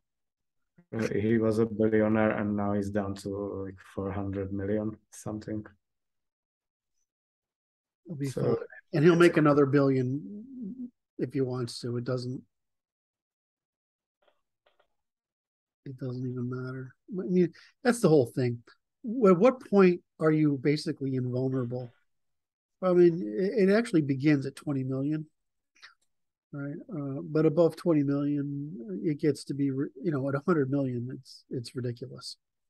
You can't spend it. You have to blow it. You can't spend it. And for him, I mean, he could probably pull credit out of his ass for $1 billion easily. In other words, he could raise $1 billion. He doesn't have to pay for Parler. He can, but he didn't have to. Like Elon, what did Elon do? He raised, I don't know, 14 billion, something like that. He pulled up just the other day. Okay, so the next question, are we done with this enough? We got any other ideas about this? The one is this one's a more technical question of framing. Let's see if I can make sure I get this stated right here. 1 second. Okay. So Eli, how do I start with this story? As you know, I am working on teaching our group about natural law, rule of law by natural law, a commonality in the via negativa, and concurrency in the positiva, right? I'm trying to get that across so we understand what that means. And that explains why we have the search for commonality, which is in the direct election of the House, the Senate appointment of the state appointment of the Senate, and the electoral college of the president. is to ensure concurrency, right, in the positiva. In other words, so for some reason, democracy has become majority democracy. And the purpose of concurrency across classes and regions is being suppressed.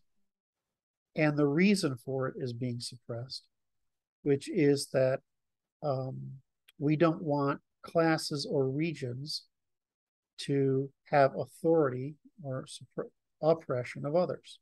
In other words, you've got to get a majority of the minorities in order to do something via positiva. Does that make sense? You need a majority of the minorities. And in essence, it ends up being you need a supermajority of the minorities to impose a law versus, in other words, impose legislation versus you need the majority of the via negativa resolution of disputes via the natural law and the common law in order to turn that from individual case law into code, right? Legislative code. And so these two things. Now, the what doesn't come across is Eli's joke, which is actually true, which is it's a distributed dictatorship. All right. And so that's actually really important because every man is sovereign, is his own dictator. Right? He's only bound to one another in this government by natural law, reciprocal assurance of sovereignty, self-determination by sovereignty and reciprocity. So Eli's humor, which is one of his oldest contributions, right, to our model here, is a great way of illustrating that the reason we have what we have is the suppression of authority. And that's different. Authority is a positive and decidability is a negative. So we maintain legal decidability. And while we had monarchs, we had the monarch as the decider of last resort. Well, decidability is a science. And via positiva is a preference theory. So they've been so successful with this. We have a democracy, but without saying we have a republic whose decisions are made republic, which is a distributed dictatorship, right, of individuals who use concurrency in order to enact via positiva, to determine whether a via positiva is agreed upon by the majority of the minorities, and common law, which is an empirical record of our disputes, resolution of our disputes by the test of self-determination by self-determined means by test of sovereignty and demonstrated interest and reciprocity and display validity. So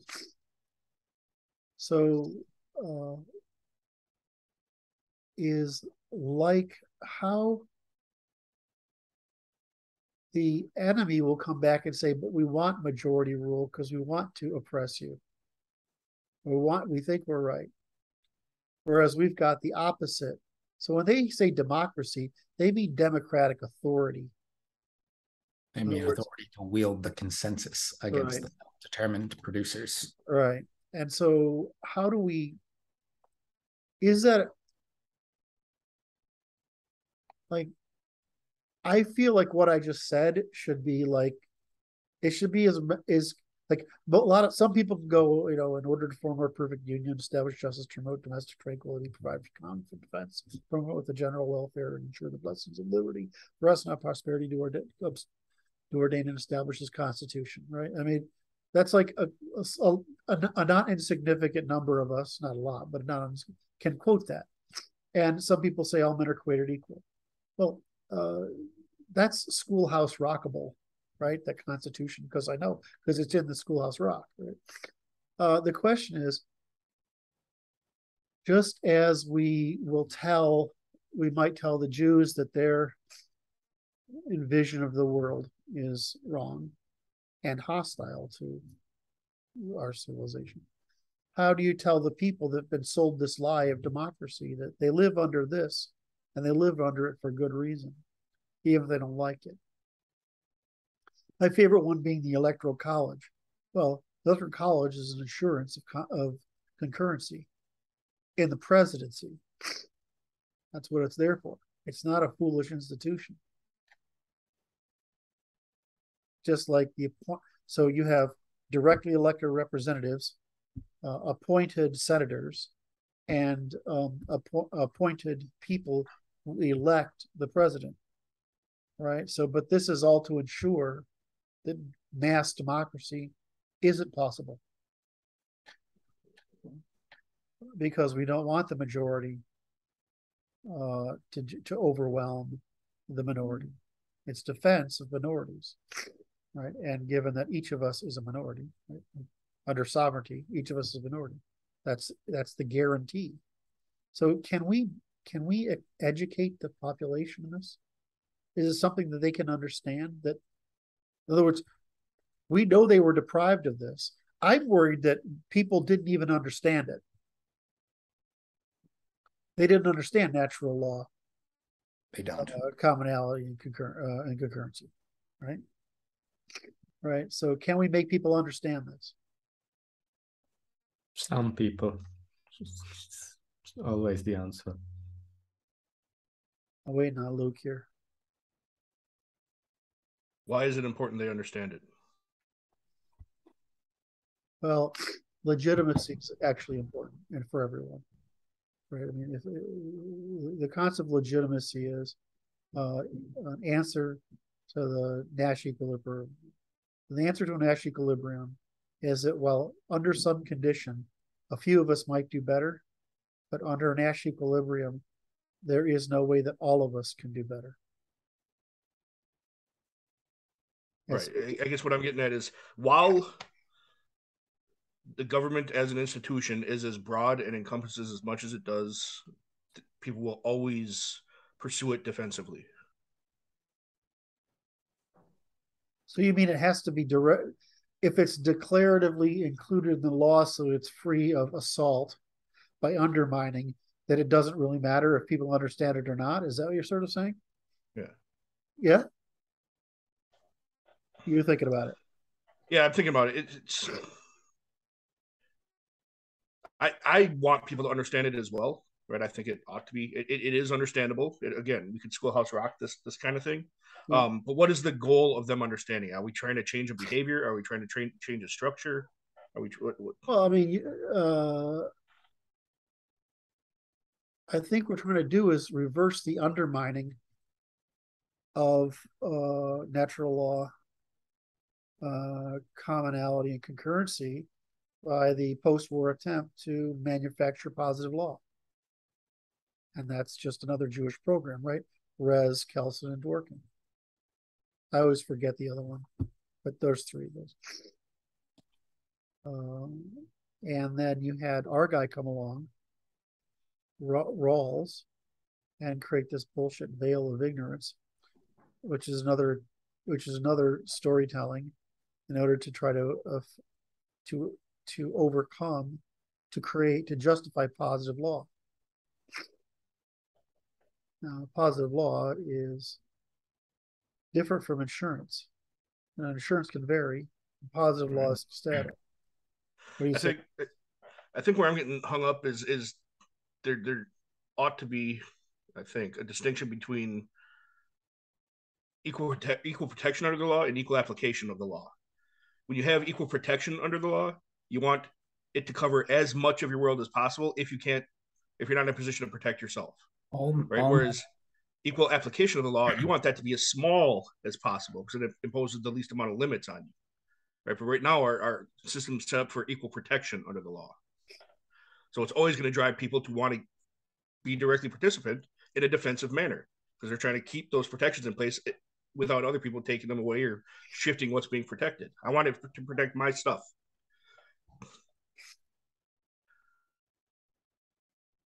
There isn't any positive law. There's only positive rule. There's negative law. Right. So calling it law is incorrect. It's not decidable. It can only be concurrent.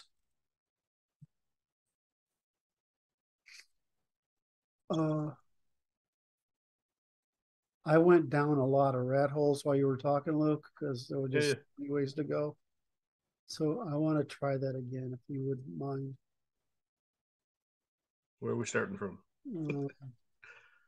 You're gonna ask me that? I lose the place what I'm fucking talking about. I get so what I'm getting at is the reason I was asking, like, what are we trying to accomplish with this is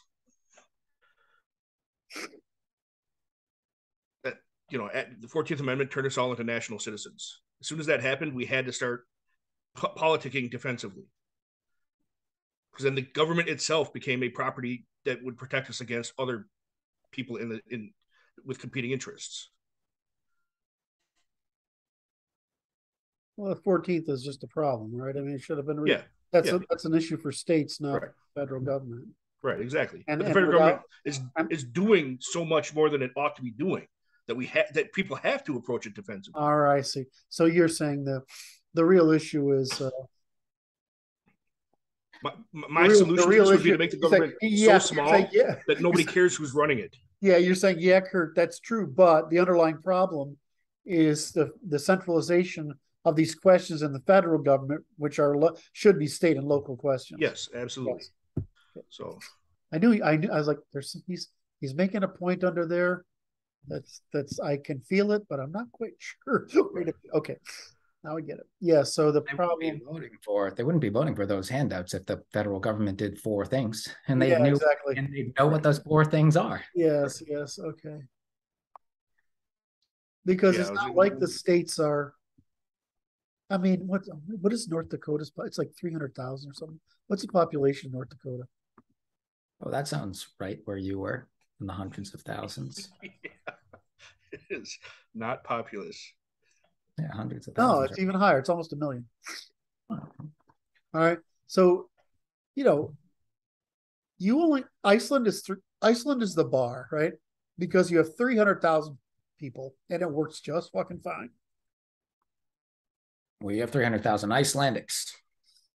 I was trying to hold off on that. I'm just playing with you. Go ahead. Yeah, I know you were fucking with me. It's like somebody said there's somebody put something out today and today or yesterday, and he goes through this thing of what are the top countries, the best it's that, I know it's that guy. What is it? Anyway, so he put, and I'm like, well, yeah, I mean, of course, if you list all the Nordic countries and you say how they do democracy, the democracy is going to be more functional. It has nothing to do with the way they do democracy. Is that they're Nordic countries with 5 or 10 million people in them, right? I mean, you 500 or 10 million ethnically homogenous Germanic Protestants. I mean, there's no fucking question. It doesn't. You could like eliminate government and hardly anything would change. Yeah, the country's common interests don't conflict with their local common interests. Right. Whereas once they do, then it doesn't matter how much we teach anybody. They have to democratically defend their interests. Right. So is Europe a country or the EU a federation? Is America the EU is trying really hard to make the same mistake we made after the Civil War. Exactly. But America's a federation, which was meant to be more like the church versus the states, right? The church was a federal government, very weak one over the states, and the federal government was designed to be a weak one over the states. The U.S. is an animated corpse of a federation right now. Yeah.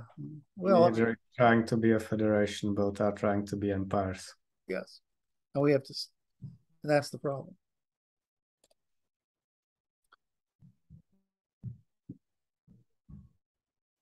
Federating the whole bit would solve the problem. If everyone knew it would. I mean, that's the whole point. everyone, are there going to be enough people? It's like, I'm under the impression that there's going to be enough self-determined people. We're the ones who set the limits. Here are the criteria. Now you have the moral high ground to argue your positioning and wield power in this place. Have a party for yourself. If you're able to create, there are fundamental rights, right, which is what the Bill of Rights tried to capture poorly, right? But we can enumerate them perfectly. If there are fundamental rights. Well, there's a fundamental set of duties that afford for people to have rights. Correct. Right. If you have, it should be obligations, rights, and alienations. So there are a set of in that priority, right? Obligations, rights, and alienations. So if there are fundamental obligations, rights, and alienations, those things are fairly simple things. What kind of policy you produce on that, right? Which is how basically you make use of money. That's up to you, right? I mean, that's a good thing. Now, my view is local should have normative, right? This is what states were supposed to do. You're supposed to have normative ability within a state, and local's priority of within a state. In other words, the only thing that you can't do is create conflict, right? And so there's no reason we can't have that, and so we can't have the success of Europe, which is you can't have a maximization of experimentation without the right. They claim the federal government's efficient, but that's absolutely false. There's no way you can say that's false. I mean, education is the clusterfuck of all, right? Waste of goddamn money that is. I would love to propose the child common property, child support, and alimony are a $30 billion problem. So the education department is a $30 million problem. Let's close education, and in other words, federal education department, and return that to the states, which is what they want, and and then cancel all common property, alimony, child support, so we restore equality between the sexes. Then, if you want the kids, you pay for them. I mean, it's just that simple. And so that's a really simple system of choices, and that'll prevent this whole raping and pillaging of men as women get tired of them.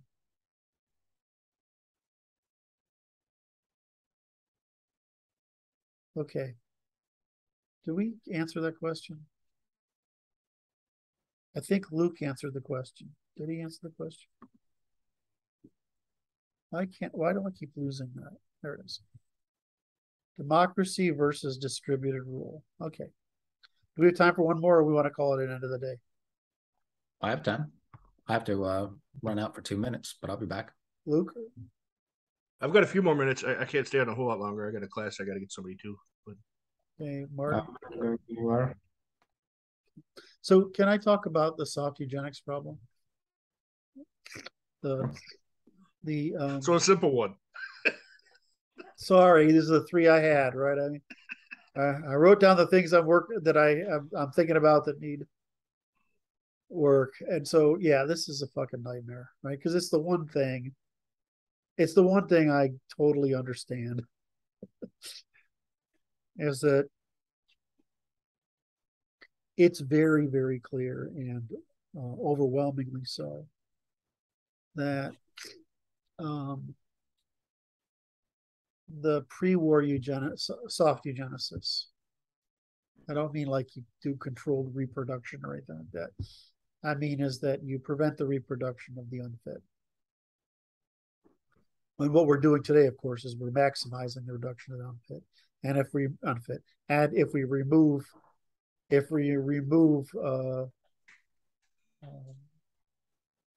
abortion, we're going to really maximize the unfit. Because I mean, that's just like, that's one of the things that's controlling it. If we remove child support, alimony, and common property, we'll probably reduce it too. And if we reduce we required sterilization for redistribution for single mothers. That would probably do the job. But is this at all tolerable? I mean, they're talking about Social Security reform, which has got to happen, but that's at the older side. We need the same reform at the younger side, and we need, and in the middle, we need marriage reform. So we need reform across the time spectrum. So now, when we say eugenics, it's a dirty word, but it's simply a reality that the decline is, there's nothing more expensive than a point decrease in IQ for a population. It's the most expensive problem. And we're running out of things that are, we're running out of low-hanging fruit, so to speak. So what did I miss? Huh? What did I miss? Well, soft eugenics. Okay. So the only question is, I mean, this is the only thing people, I mean, if you say what's true and decidable, it's true and decidable. It's not opinion, right? But if you say, what is democracy expressly licensed? You know, mass democracy. Expressly licenses the inability to solve this problem. Eugenics is necessary. It's also reciprocal. Meaning any eugenics that we push forth is a reciprocal arrangement between the peoples and the individuals. What we have now is dysgenics because it's irreciprocal, and everyone wants to call it eugenics because they're idiots. Eugenia is to make things better through time, through breeding, which is a reciprocal arrangement. It's what the globalists are doing now, like the vaccines and things like that, but they're irreciprocal arrangements. There's no choice there. It's not voluntary. So they're making things better for certain people. Correct. Well, even if the result is eugenic, going about it irreciprocally would categorize it as dysgenics, like what they're doing with the vaccine. It might be better for people that most of the planet gets wiped out, but it's only better for those people. Yeah, so it depends on point of view. I'm waiting for, this is what I want to hear. So go ahead. From our point of view, obviously what's happening is dysgenic. But if you wanted a class of slaves, then turning people into slaves is eugenic. Okay, so there's 3 points of view. There's wait a minute, I don't want to be restrained from reproduction. There's, wait a minute, I don't want those people to be encouraged to be reproduced because it's harmful. And there's, I want those people to be encouraged to reproduce so that I can basically create a dependent class of slaves. And there's a fourth one as well. I want to claim the virtue of championing their reproduction because I don't have to pay any cost of it.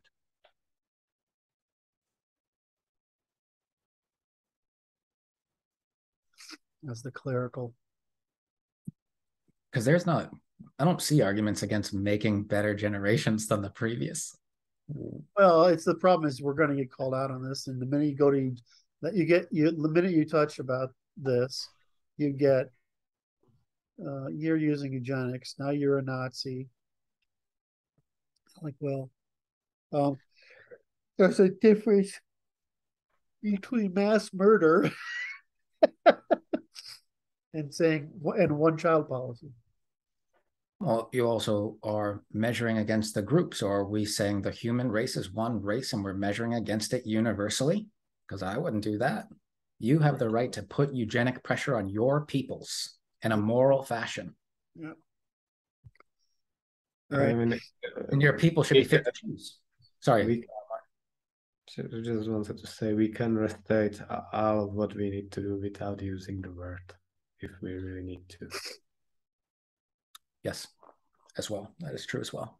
But it's an important point because, you said it's the most expensive thing for a people. But the thing is right now, like as Brandon pointed out, a people is being too broadly defined. It's the same problem we're having with democracy. The people that are imposing the cost aren't the ones being compelled to pay the cost. Right. So, because we're defining a people too broadly. We talk words, about reproduction in general. Our people are reproducing just fine, so I'm not concerned about reproduction in general, right? So we lump everybody together too much. To wrap back to the beginning, Kanye touched upon it. It says the unsafest place for blacks is in their mother. That was a fantastic line. Who said that?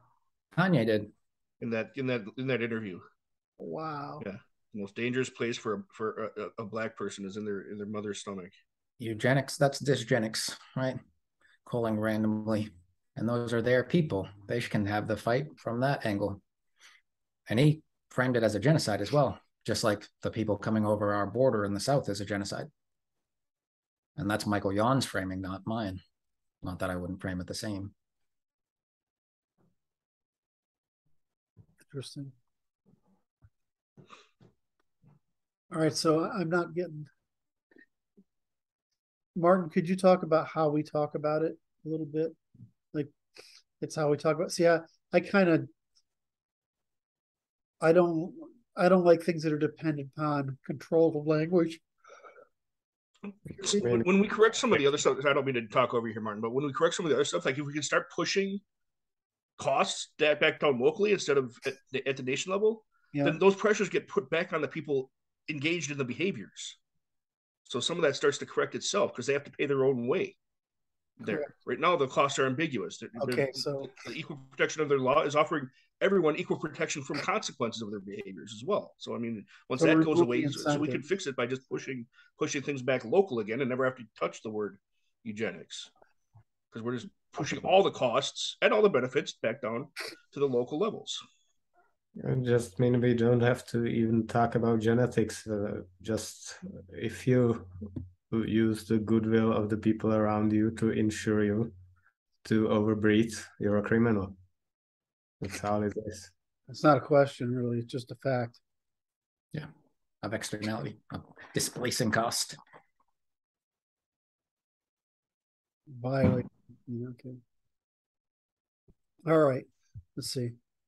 So what I learned is we have an understanding of this. I'm just not really sure how we defend against it.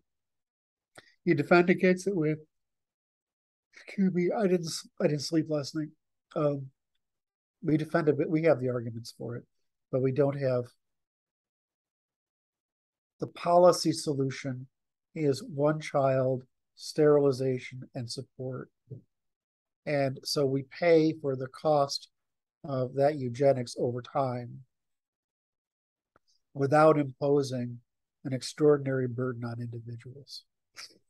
Right? I mean, there's a policy to handle it. But it's basically a one child. But because if you limit people to one child, and in just a few generations, it fixes the problem. Yeah, the point I'm making is that the market will do that if we correct the market. So we only need to do that kind of intervention if that fails, if the market itself fails after being corrected. Yeah, I'm worried about that. Because I just have, I mean, we're talking about half of a certain demographic is below 85 and might even be below 80. And they have rapid sexual maturity and poor impulse control. And, you know, you can't even tell who the father is. So I'm like, I think we can remove the incentives, but I think we have to handle the via negativa as well, which is that in order to get them,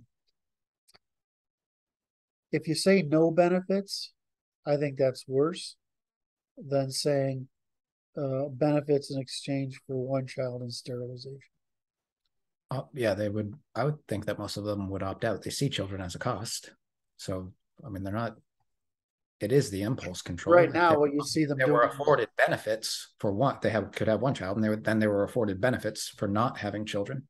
Right. But they would take that option. A lot of them would take the option without the benefits. Or, of course, in that particle demographic, take money to go to whatever African country will have you. Correct. I think we touched on that. I think that's an okay. A lot of people would be able to go home. We're affording for people to go home. Have the well, that's going to, yeah, and that's going to change a lot in the next 2 generations.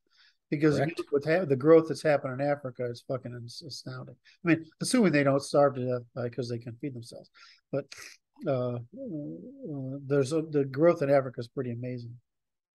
Yeah, I'm thinking they might not want those American welfare dependents. They might not. No, you see the ones that go over and now realize the people that go to Africa, they tend to be lower middle class or middle class blacks. But they all say the same thing is, I'm just a man here. I'm just a woman here. I'm not a black man or a black woman. Yeah, but it has to be. It has to be. What? Yeah, but if you start sending the inferiors, who in some of the more developed countries would still be inferiors. Yeah. All right. All right. Well, I've gone to my time limit. Anything else? Any other business? I really got a lot out of this. Thank you. You guys are fucking amazing. Really. You guys are, the quality of shit we can talk about today is just mind-blowing to me. How far we've taken this set of ideas. I say, well, it's a few people. It's mostly you guys, but if you look at all the people that participated over the past at least 10 years, it's fucking phenomenal. And I was like trying to say, how do I handle the dedication page, right? I mean, basically who control, or acknowledgements page. I can't list everybody. I can't even remember. Book. Huh? It's its own book. I mean, I can list us, right? But I mean, I've forgotten some of the people who've come up. I mean, I remember them contributing the idea, but I only knew them as a Facebook alias. Right. And in other ones, I mean, it's just so many people contributing. And it's like the accumulating a brick. All these people they just add one brick. But over time, we build a wall there, and all of a sudden the idea is concrete. So we just have so many people, but what we've accomplished, especially since you guys sort of took charge, which was, I don't know when that was. It's fucking unbelievable to me. So anyway, thank you for this great conversation. Love you guys. Anything else? We're all set? I think we're good. Take care, guys.